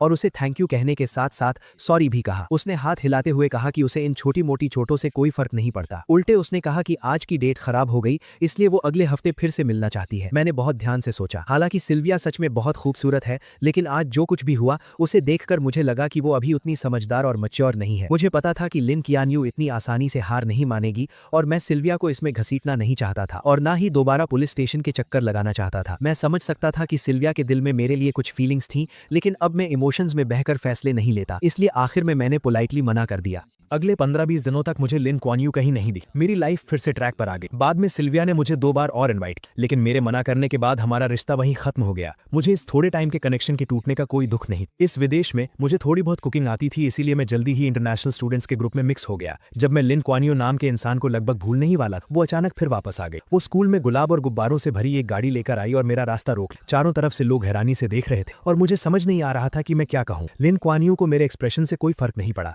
उसने सीधे अपने दिल की बात कह दी, चेंजो, अगर मैं भी 100 टाइम्स तुम्हें प्रपोज करूं तो क्या तुम मुझे एक और मौका दोगे? अगर मैं कुछ महीने पहले वाला इंसान होता तो ये बातें सुनकर खुशी से रो पड़ता लेकिन अब मुझे कोई फर्क नहीं पड़ा बल्कि ये सुनकर मेरे रोंगटे खड़े हो गए। कितना चीप ड्रामा है और कितने क्रिंजी डायलॉग्स हैं। उस वक्त मुझ पर कौन सा भूत सवार था कि मैंने सबके सामने इतनी बार उसे ऐसे प्रपोज किया था। उन पुरानी बातों को याद करके मुझे दुख नहीं होता बल्कि खुद पर शर्म आती है कि मैंने ये सब कैसे किया। इस वक्त मेरे सामने खड़ी लड़की क्या कह रही थी मैंने एक वर्ड भी नहीं सुना। काफी देर तक कोई जवाब ना मिलने पर लिन क्वान यू और घबराने लगी। वो बेचैन हो गई और टेंशन में मेरी तरफ देखने लगी। मैंने सीधा उसकी नजरों को इग्नोर किया, पीछे मुड़ा और दूर खड़े लोगों को हाथ हिलाकर बुलाया, हाय गुचिंग शुए, गुसीची, तुम लोग कहाँ जा रहे हो? लिन क्वान यू ने मेरी नजरों का पीछा किया तब उसे समझ आया कि मैं किसी और से बात कर रहा हूँ। ये देखकर लिन क्वान यू का दिल जैसे जम सा गया। लिन क्वान यू, चेंजो, बात अभी पूरी भी नहीं हुई थी कि गुचिंग शुए नाम की वो लड़की मेरे पास आई। उसकी आवाज बहुत फ्रेंडली थी। हम कैंपिंग पर जाने का प्लान कर रहे हैं चेंजो, क्या तुम भी चलोगे? मौसम बहुत अच्छा था, वीकेंड का कोई प्लान नहीं था और सामने एक बहुत बड़ी मुसीबत मुसीबत खड़ी थी। मेरे पास मना करने का कोई रीजन नहीं था, इसीलिए मैं तुरंत राजी हो गया। मैंने हंसते हुए उससे आज रात के प्लान्स के बारे में पूछा। हम दोनों ने लिन क्वानियो की तरफ मुड़कर भी नहीं देखा, बस आपस में बातें करते हुए कैंपिंग ग्रुप में शामिल हो गए। हम सबको दूर जाता देखकर लिन क्वानियो का चेहरा बुरी तरह सफेद पड़ गया। उसने अपनी मुट्ठी कस ली और गुचिंग शुए को बहुत जलन और नफरत भरी नजरों से देखने लगी। लिन क्वानियो हमारे पीछे पीछे शहर से बाहर तक आ गई। नदी के उस पार से वो साफ देख सकती थी कि हमारे बीच क्या हो रहा है। 7-8 इंटरनेशनल स्टूडेंट्स मिलकर पार्टी कर रहे थे और बहुत खुश लग रहे। वो हमारे बीच नहीं आ सकती थी, इसीलिए वो दूर से ही देखती रही, लेकिन मुझे जितना देखती उसका दिल उतना ही भारी होता जा रहा था। मैं जो कुछ भी कर रहा था, वो गुचिंग शुए नाम की लड़की हमेशा मेरे आसपास ही थी। मेरे और उसके बीच कभी भी 10 कदम से ज्यादा की दूरी नहीं हुई और हम लगातार करीब आ रहे थे। ये क्लोजनेस बाकी लोगों जैसी नॉर्मल नहीं थी। ये देखकर लिन क्वानियो की आंखें जलन से लाल हो रही थी और उसका बस नहीं चल रहा था कि वो आकर सीधा मुझे वहां से खींच ले जाए, लेकिन उसे अच्छे से पता था कि अगर उसने ऐसा कुछ किया तो मुझे बहुत गुस्सा आएगा। वो नहीं चाहती थी कि हमारा रिश्ता और खराब हो, इसीलिए वो आग में घी डालने वाला कोई काम नहीं कर सकती थी। उसे अपने दिल को जला रही उन सभी फीलिंग्स को दबाना पड़ा और खुद को काम रहने के लिए मनाना पड़ा। उसने लगातार 6 घंटे तक सब कुछ बर्दाश्त किया। धीरे धीरे अंधेरा होने लगा। हमने बॉनफायर जलाई और बहुत मजे से पार्टी कर रहे थे। वहां बहुत शोर था और मुझे इतनी आवाज की आदत नहीं थी, इसलिए मैं ताजी हवा खाने अकेले नदी के पास चला गया। मौका देखकर लिन क्यानियो मेरे पास आ गई। चेंजो, मुझे तुमसे कुछ बात करनी है। आज मेरा मूड बहुत अच्छा था, लेकिन फिर भी मुझे उसे देखकर अच्छा नहीं लग रहा था, इसलिए मेरी टोन थोड़ी रूखी थी। सॉरी, मुझे कुछ नहीं सुनना। ये बोलकर मैं जाने ही वाला था कि लिन क्यानियो घबरा गई। उसने सीधा मेरा हाथ पकड़ लिया। उसकी आंखों में एक रिक्वेस्ट थी, मुझे बस कुछ मिनट्स दे दो। चेंजो, कुछ बातें हैं जो मैं बहुत पहले से कहना चाहती थी। ये सुनकर मैंने आखिरकार सिर उठाकर उसकी तरफ देखा। मेरा एक्सप्रेशन बहुत अजीब था। बहुत पहले से क्या बात? कहीं ये वो बकवास तो नहीं कि तुम्हें मुझसे 2 साल पहले ही लव एट फर्स्ट साइट हो गया था? आखिरी बात कहते हुए मेरी आवाज में एक मजाक उड़ाने वाला टोन था। लिन क्यानियो को लगा जैसे उस पर बिजली गिर गई हो और वो सुन्न पड़ गई। उसने कभी सपने में भी नहीं सोचा था कि वो सीक्रेट जो उसने इतने अच्छे से छुपा कर रखा था वो मेरे मुंह से सुनेगी। मुझे कोई फर्क नहीं पड़ा कि वो कैसा फील कर रही है। मेरे चेहरे पर वो ताने वाली स्माइल और गहरी हो गई। लिन क्यानियो, जरा खुद सोचो, जो तुम बोल रही हो, मेरी बात छोड़ो, क्या कोई और इंसान, यहाँ तक कि तुम खुद भी इस बात पर यकीन करोगी? ऐसा कौन सा वन साइडेड लव है जो 2 साल तक एकदम परफेक्टली छुपाया जा सके? अपनी सेल्फ रिस्पेक्ट और ईगो को सेटिस्फाई करने के लिए अपने क्रश का प्रपोजल 99 टाइम्स सबके सामने कौन रिजेक्ट करता है? और हर मुश्किल और परेशानी के वक्त अपने पसंद के इंसान को बार बार दुश्मनों की साइड में कौन खड़ा करता है? क्या ये प्यार है? मुझे तो लगता है कि ये बहुत गहरी नफरत है। मेरे ये ताने सुनकर लिन क्यानियो का दिमाग सुन्न हो गया। उसने इन सब बातों को डिनाई करने की पूरी कोशिश की, लेकिन आखिर में वो खुद को डिफेंड करने के लिए एक वर्ड नहीं बोल पा। उसके मुंह से बस कुछ बेजान शब्द निकले, नहीं चेंजो, मैं सच में तुम्हें पसंद करती हूँ। मेरे आसपास के सब लोग ये बात जानते हैं, वो सब मेरे लिए गवाही दे सकते हैं। जब मुझे ही ये बात नहीं पता थी तो तुम किसे पसंद करती हो इससे मुझे क्या फर्क पड़ता है? वैसे भी मेरे पर्सपेक्टिव से तुमने शुरू से लेकर आखिर तक सिर्फ जो यानशु को ही पसंद किया है। तुम उसी के पास जाओ और उसे अपने सच्चे प्यार के बारे में बताओ, अपने दिल की बातें उससे शेयर करो। तुम दोनों एक साथ बहुत अच्छे लगते हो और सच कहूं तो शुरू से लेकर आखिर तक तुम लोगों ने मुझे बहुत डिस्गस्टेड फील कराया है। मेरे चेहरे पर वो साफ दिखने वाली नफरत लिन क्यानियो के बर्दाश्त के बाहर थी। उसकी बॉडी लगातार कांप रही थी, लेकिन फिर भी उसने मेरा हाथ नहीं छोड़ा। वो जिद में अड़ी थी कि वो मुझे जाने नहीं देगी। मेरे पास उसके साथ बहस करने का पेशेंस नहीं था। मैंने सीधा अपना हाथ खींचा और मुड़कर जाने लगा। जैसे ही मेरे और उसके हाथ अलग हुए, उसे लगा कि उसने अपना सब कुछ खो दिया है। उसके दिल में एक बहुत तेज दर्द उठा। उसके अंदर की सारी एनर्जी एक पल में खत्म हो गई और वो लड़खड़ाने लगी जैसे अभी गिर पड़ेगी। मैंने उसे बहुत खूबसूरती से इग्नोर किया और हल्के कदमों से वापस क्राउड के बीच चला गया। मुझे लगा था कि सारी बातें क्लियर करने के बाद लिन क्यानियो हार मान लेगी, लेकिन जल्द ही मुझे समझ आ गया कि इस इंसान के दिमाग में कोई बात घुसती ही नहीं है। अगले कुछ महीनों तक मैं जब भी घर से बाहर निकलता वो मुझे 20 मीटर के अंदर ही दिख जाती थी। हर कुछ दिनों में वो कुछ ना कुछ चीजें लेकर मेरे सामने आ जाती और कहती कि वो मुझे प्रपोज कर रही है। 1 बार, 2 बार, तीसरी बार, मुझे तो काउंट भी याद नहीं रहा। उसकी इस पागलों वाली जिद पर मैंने कभी कोई रिएक्शन नहीं दिया। अगर मैं उसे इग्नोर कर सकता था तो इग्नोर कर देता, और जब हद पार हो जाती तो मैं पब्लिक न्यूसेंस के नाम पर उसे वहां से बाहर निकलवा देता। इन सब चीजों की वजह से पूरे स्कूल को लिन क्यानियो नाम के इंसान के बारे में पता चल गया था। सबको पता था कि वो पागलों की तरह मेरे पीछे पड़ी है, इसलिए वो जहां भी जाती लोग उस पर उंगलियां उठाते, लेकिन उसे कोई फर्क नहीं पड़ा। वो बस मेरी ही परछाई बनकर घूमती रही। उसे लगा कि अगर वो कोशिश करती रहेगी तो एक दिन वो मेरा दिल जीत लेगी, लेकिन रियलिटी उसकी सोच से बहुत अलग था। मैं उसके किसी भी एक्शन से इंप्रेस नहीं हुआ, बल्कि मैंने उसके सामने दूसरी लड़कियों के प्रपोजल भी एक्सेप्ट कर ली। लिन क्यानियो के पास सिर्फ बेबस होकर मुझे आसपास की लड़कियों के करीब जाते देखने के अलावा और कोई ऑप्शन नहीं। धीरे धीरे लिन क्यानियो को मुझे हमेशा लड़की लड़कियों से घिरे देखने की आदत पड़ने लगी। उसे मानना ही पड़ा कि मैंने सही कहा था, मैं कभी भी उसकी प्रॉपर्टी नहीं था। बार बार रिजेक्ट होने के बाद वो एकदम सुन्न पड़ चुकी। मैं कितनी भी कड़वी बात कह दूं या उसे कैसी भी नफरत भरी नजर से देखूं, उसे अब दर्द फील होना बंद हो गया। वो गिनती करती रही 1 से लेकर 50 तक। सर्दियां बीत गईं, स्प्रिंग आ गया और फिर अर्ली समर आ गया। उसे लगा कि दिन ऐसे ही शांति से कटते रहेंगे, 50 से 100 तक और शायद 101वीं बार भी। लिन कियानियो ने कभी हार मानने का नहीं सोचा। जब उसे लगने लगा था कि वो सब कुछ नॉर्मल तरीके से हैंडल कर सकती है, मैं एक लड़की का हाथ पकड़े उसके सामने आ गया। मैंने हंसते हुए आसपास के लोगों को बताया कि ये मेरी गर्लफ्रेंड है। उस पर लिन कियानियो को लगा जैसे आसमान टूटकर उसके सर पर गिर गया हो। उसने अपना सारा कंट्रोल खो दिया और सच जानने के लिए वो सीधा मेरे पास भागकर आने लगी। लेकिन वो मेरे पास पहुंच पाती उससे पहले ही पेट्रोलिंग कर रहे सिक्योरिटी गार्ड्स ने उसे रोक लिया। लोगों की उस दीवार के पीछे से उसने अपनी लाल आंखों के साथ पूरी जान लगाकर पूछा, क्यों? मेरी नजरें बस 1 सेकंड के लिए उस पर रुकी और मैंने बहुत नॉर्मल टोन में कहा, मैं जवान हूं, मेरे पास पैसे हैं और बहुत सारा फ्री टाइम भी, तो मैं ब्यूटीफुल लड़कियों के साथ डेट कर रहा हूं। इसमें क्या प्रॉब्लम है? प्यार कोई बुरी चीज थोड़ी है। इस वजह से लिन कियानियो बहुत दिनों तक डिप्रेशन में रही। वो बार में अकेले पीती रहती और हर रात पूरी तरह ड्रंक हो जाती। जब भी वो सुबह उठकर अपने आसपास के उस खालीपन को देखती तो वो खुद को उस दर्द में डूबने से रोक नहीं पाती। वो मेरे पास आना चाहती थी, मुझसे ब्रेकअप करने की भीख मांगना चाहती, लेकिन जब भी वो मेरे पास आती और मुझे मेरी नई गर्लफ्रेंड का हाथ पकड़े खुशी से हंसते हुए देखती तो उसमें आगे बढ़ने की हिम्मत ही नहीं बचती। आज आखिरकार लिन कियानियो वो सब फील कर पा रही थी जो मैंने फील किया था, लेकिन अब बहुत देर हो चुकी। उसने अपने फैमिली और फ्रेंड्स की कोई एडवाइस नहीं सुनी। वो एक प्रॉपर एंडिंग पाने की जिद में विदेश में ही रुक गई। गर्मियों की तपिश खत्म होते होते आखिरकार लिन कियानियो को मेरे ब्रेकअप की खबर मिल गई। वो मुस्कुराते हुए मेरे पास आई, मुझे दिलासा देना चाहती, लेकिन फिर से सब कुछ उसकी उम्मीदों के उलट हुआ। मेरे चेहरे पर दुख का कोई नामो निशान नहीं और मैं उसे उसी नजर से देख रहा था जैसे कुछ महीनों पहले देखता था। लिन कियानियो के चेहरे की स्माइल जम गई। उसने थोड़ा हिचकिचाते हुए पूछा, क्या तुम्हें कोई तकलीफ हुई है? मैंने एक बहुत पोलाइट स्माइल दी। हमने म्यूचुअली ब्रेकअप किया है, हम दोनों की मर्जी, इसमें क्या तकलीफ है? ये सुनकर लिन कियानियो का दिल थोड़ा शांत हुआ, लेकिन अगले ही सेकंड मेरी बात ने उसे चौंका दिया। और वैसे भी अगर मुझे कोई तकलीफ हुई भी होती तो वो उन 2 सालों की तकलीफ के सामने कुछ भी नहीं है। क्या तुमने वो सब खुद अपनी आंखों से नहीं देखा था? तो फिर यहाँ मगरमच्छ के आंसू बहाकर फेक सिंपैथी क्यों दिखा रही? मेरी आखिरी बातों ने लिन कियानियो को बेचैन कर दिया। वो खुद को एक्सप्लेन करना चाहती थी, लेकिन मैंने उसे कोई मौका नहीं। मैं उन पुरानी बातों को एक्सप्लेन कर सकती। शेंचू बस करो, अब मुझे ये सब सुनकर इरिटेशन हो रही है। लिन कियानियो, मेरे सामने एक्टिंग करना बंद करो, ओके? अब मुझे तुम्हारी एक्टिंग देखने में कोई इंटरेस्ट नहीं। अगर तुम्हें अटेंशन चाहिए तो वापस चाइना जाओ और ज़ो यानशु और अपनी उन सहेलियों को ढूंढो, ठीक है? वो लोग खुशी खुशी तुम्हें सर आंखों पर बिठाएंगे। शोर मत करो। मेरी इन बातों से लिन कियानियो का चेहरा शर्म से लाल हो गया। मैंने उसे धक्का देकर साइड किया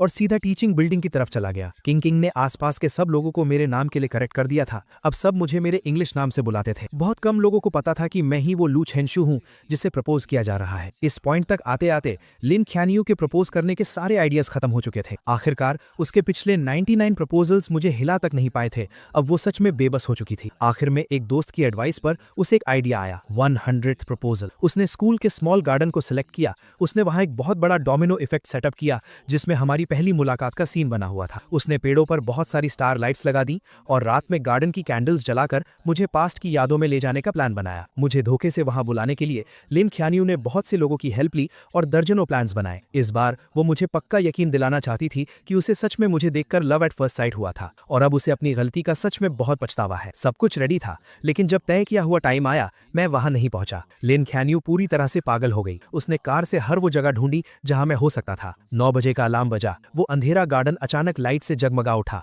अनगिनत बलून्स हवा में उड़ने लगे। ऊपर से गुलाब की पंखुड़ियां गिरने लगी। हवा में एक रोमांटिक पियानो म्यूजिक गूंजने लगा और डोमिनोज के गिरने की वो लगातार टिक टिक आवाज आने लगी जो अपने आप स्टार्ट हो गए थे। हर सेकंड के साथ एक डोमिनो गिर रहा था। 10 मिनट से ज्यादा टाइम तक ये चलता रहा और जैसे ही आखिरी डोमिनो गिरा सारी कैंडल्स जल उठी। लेकिन लिन कियानियो को लगा कि उसके शरीर की सारी ताकत खत्म हो गई है। जब सब कुछ खत्म हो गया तो उसका फोन बजा। स्क्रीन पर एक अननोन इंटरनेशनल नंबर था, लेकिन कॉल पिक करते ही उसने तुरंत पहचान लिया कि लाइन के दूसरी तरफ मैं था। मैंने सुना है कि तुम आज रात अपना 100th प्रपोजल करने वाली हो। अफसोस कि मैं अभी चाइना में हूँ। I am really sorry. Lin कियानियो ने अपने दिल के दर्द और उस बेचैनी को दबाया और ऐसा बिहेव किया जैसे उसे कोई फर्क नहीं पड़ रहा हो। कोई बात नहीं, तुमने मुझे कॉल किया, मैं इतने में ही बहुत खुश हूँ। अगर तुम चाहो तो मैं 101st और 102nd प्रपोजल भी तैयार कर सकती हूँ। उसकी आवाज में एक छुपी हुई उम्मीद थी, जैसे वो पहले ही ये सपना देख रही थी कि मैंने उसे माफ कर दिया है। उसकी कोई जरूरत नहीं है। मैंने आज तुम्हें सिर्फ 2 बातें बताने के लिए कॉल किया है। लिन कियानियो का गला सूख गया और उसने फोन को कसकर कर पकड़ लिया। पहली बात, मैं तुम्हें एहतियात के तौर पर बता दूं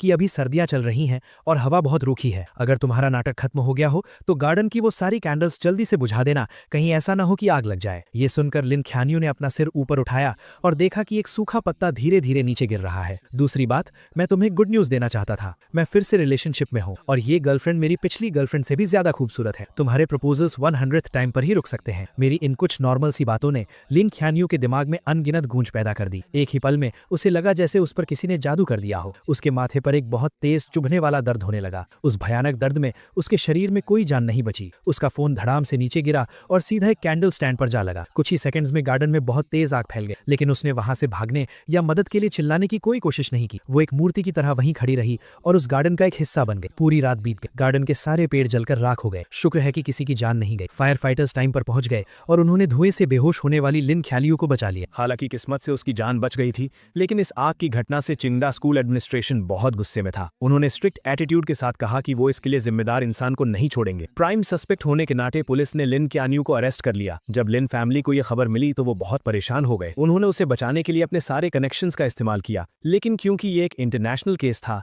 लिन ख्यानियो के लिए बिना सजा के बचना इम्पॉसिबल था। आखिरकार लिन फैमिली को अपनी आधी प्रॉपर्टी कॉम्पनसेशन में देनी पड़ी। तब जाकर चिंगडा एडमिनिस्ट्रेशन शांत हुआ। इस भयानक इंसिडेंट के कारण लिन ख्यानियो को 6 महीने जेल में बिताने पड़े। उसका नाम यूरोप की ब्लैक लिस्ट में भी डाल दिया गया और उसे देश से बाहर निकाल दिया गया। उसे लाइफ टाइम के लिए बैन कर दिया गया था। जेल से बाहर आते ही उसे एयरपोर्ट भेज दिया गया ताकि उसे वापस चाइना डिपोर्ट किया जा सके। आसपास के लोगों को समर क्लोथ्स पहने देखकर लिन ख्यानियो, जो अभी तक एक सपने में खोई हुई थी, उसे आखिरकार होश आया। सर्दियां बीत चुकी थी, अब गर्मियां आ गई थी। कई महीने गुजर चुके थे, लेकिन वो एक बार भी मुझसे मिलने नहीं आया। ये एहसास होते ही उसके दिल में बहुत सी फीलिंग्स उमड़ पड़ी। उसे समझ नहीं आ रहा था कि वो डिसअपॉइंट थी या अकेलापन फील कर रही थी। अभी बहुत लाइफ बाकी है, दोबारा मिलने का मौका जरूर मिलेगा। लिन ख्यानियो खुद को बस यही दिलासा दे रही थी। लेकिन जैसे ही वो मुड़ी, उसने देखा कि मैं स्ट्रीट क्रॉस करके बाहर आ रहा हूँ और मेरे हाथ में एक खूबसूरत लड़की का हाथ था। अपनी सहेलियों की भेजी फोटोज से वो समझ गई थी कि ये मेरी गर्लफ्रेंड है। मैंने सिर उठाया तो मेरी नजर उस पर पड़ी। मैंने बहुत ही फ्रेंडली तरीके से उसे हाय कहा, जो मैं नॉर्मली नहीं करता था, और फिर मैंने उसे बहुत कॉन्फिडेंस के साथ सच बता दिया। हाय, लॉन्ग टाइम नो सी, मैं अभी जर्मनी ट्रिप से वापस आया हूँ। तुम तो आखिरकार बाहर आ ही गई। वक्त सच में बहुत जल्दी बीत जाता है। मैं तुम्हें इंट्रोड्यूस करा दूं, ये मेरी नई गर्लफ्रेंड मोनिका है। चाइना वापस लौटने के बाद लिन ख्यानियो ने कुछ लोगों के थ्रू मुझे एक मैसेज भिजवाया था। उसने पूछा था कि क्या मैं ये सब एक्टिंग कर रहा हूँ या ये मेरा सच है। मैंने उसे कोई रिप्लाई नहीं दिया। अब तक मैं लिन ख्यानियो को पूरी तरह समझ चुका था। वो कहती थी कि वो मुझसे प्यार करती है, लेकिन असल में वो सिर्फ खुद से प्यार करती थी। उसके लिए मैं बस शो ऑफ करने वाला एक खिलौना था। विदेश में स्टडीज के दूसरे साल में मैंने हर मौके का फायदा उठाया और बहुत सारे कॉम्पिटिशन्स में हिस्सा लिया। दिन गुजरते गए और जल्द ही मेरे 3 साल का एक्सचेंज प्रोग्राम खत्म हो गया। मैं गोल्ड मेडल से भरा एक बॉक्स लेकर चाइना वापस आ गया। फ्लाइट से बाहर आते ही मैंने देखा कि मेरे पेरेंट्स और रूममेट्स हाथों में फूल लिए मेरा वेलकम करने के लिए खड़े हैं। जहां तक लिन ख्यानियो का सवाल है, मुझे पता है कि अब उसके पास मेरी लाइफ में दोबारा एंट्री करने का कोई मौका नहीं है। हम दोनों इस दुनिया की भीड़ में बस एक दूसरे के पास से गुजरने वाले 2 अजनबी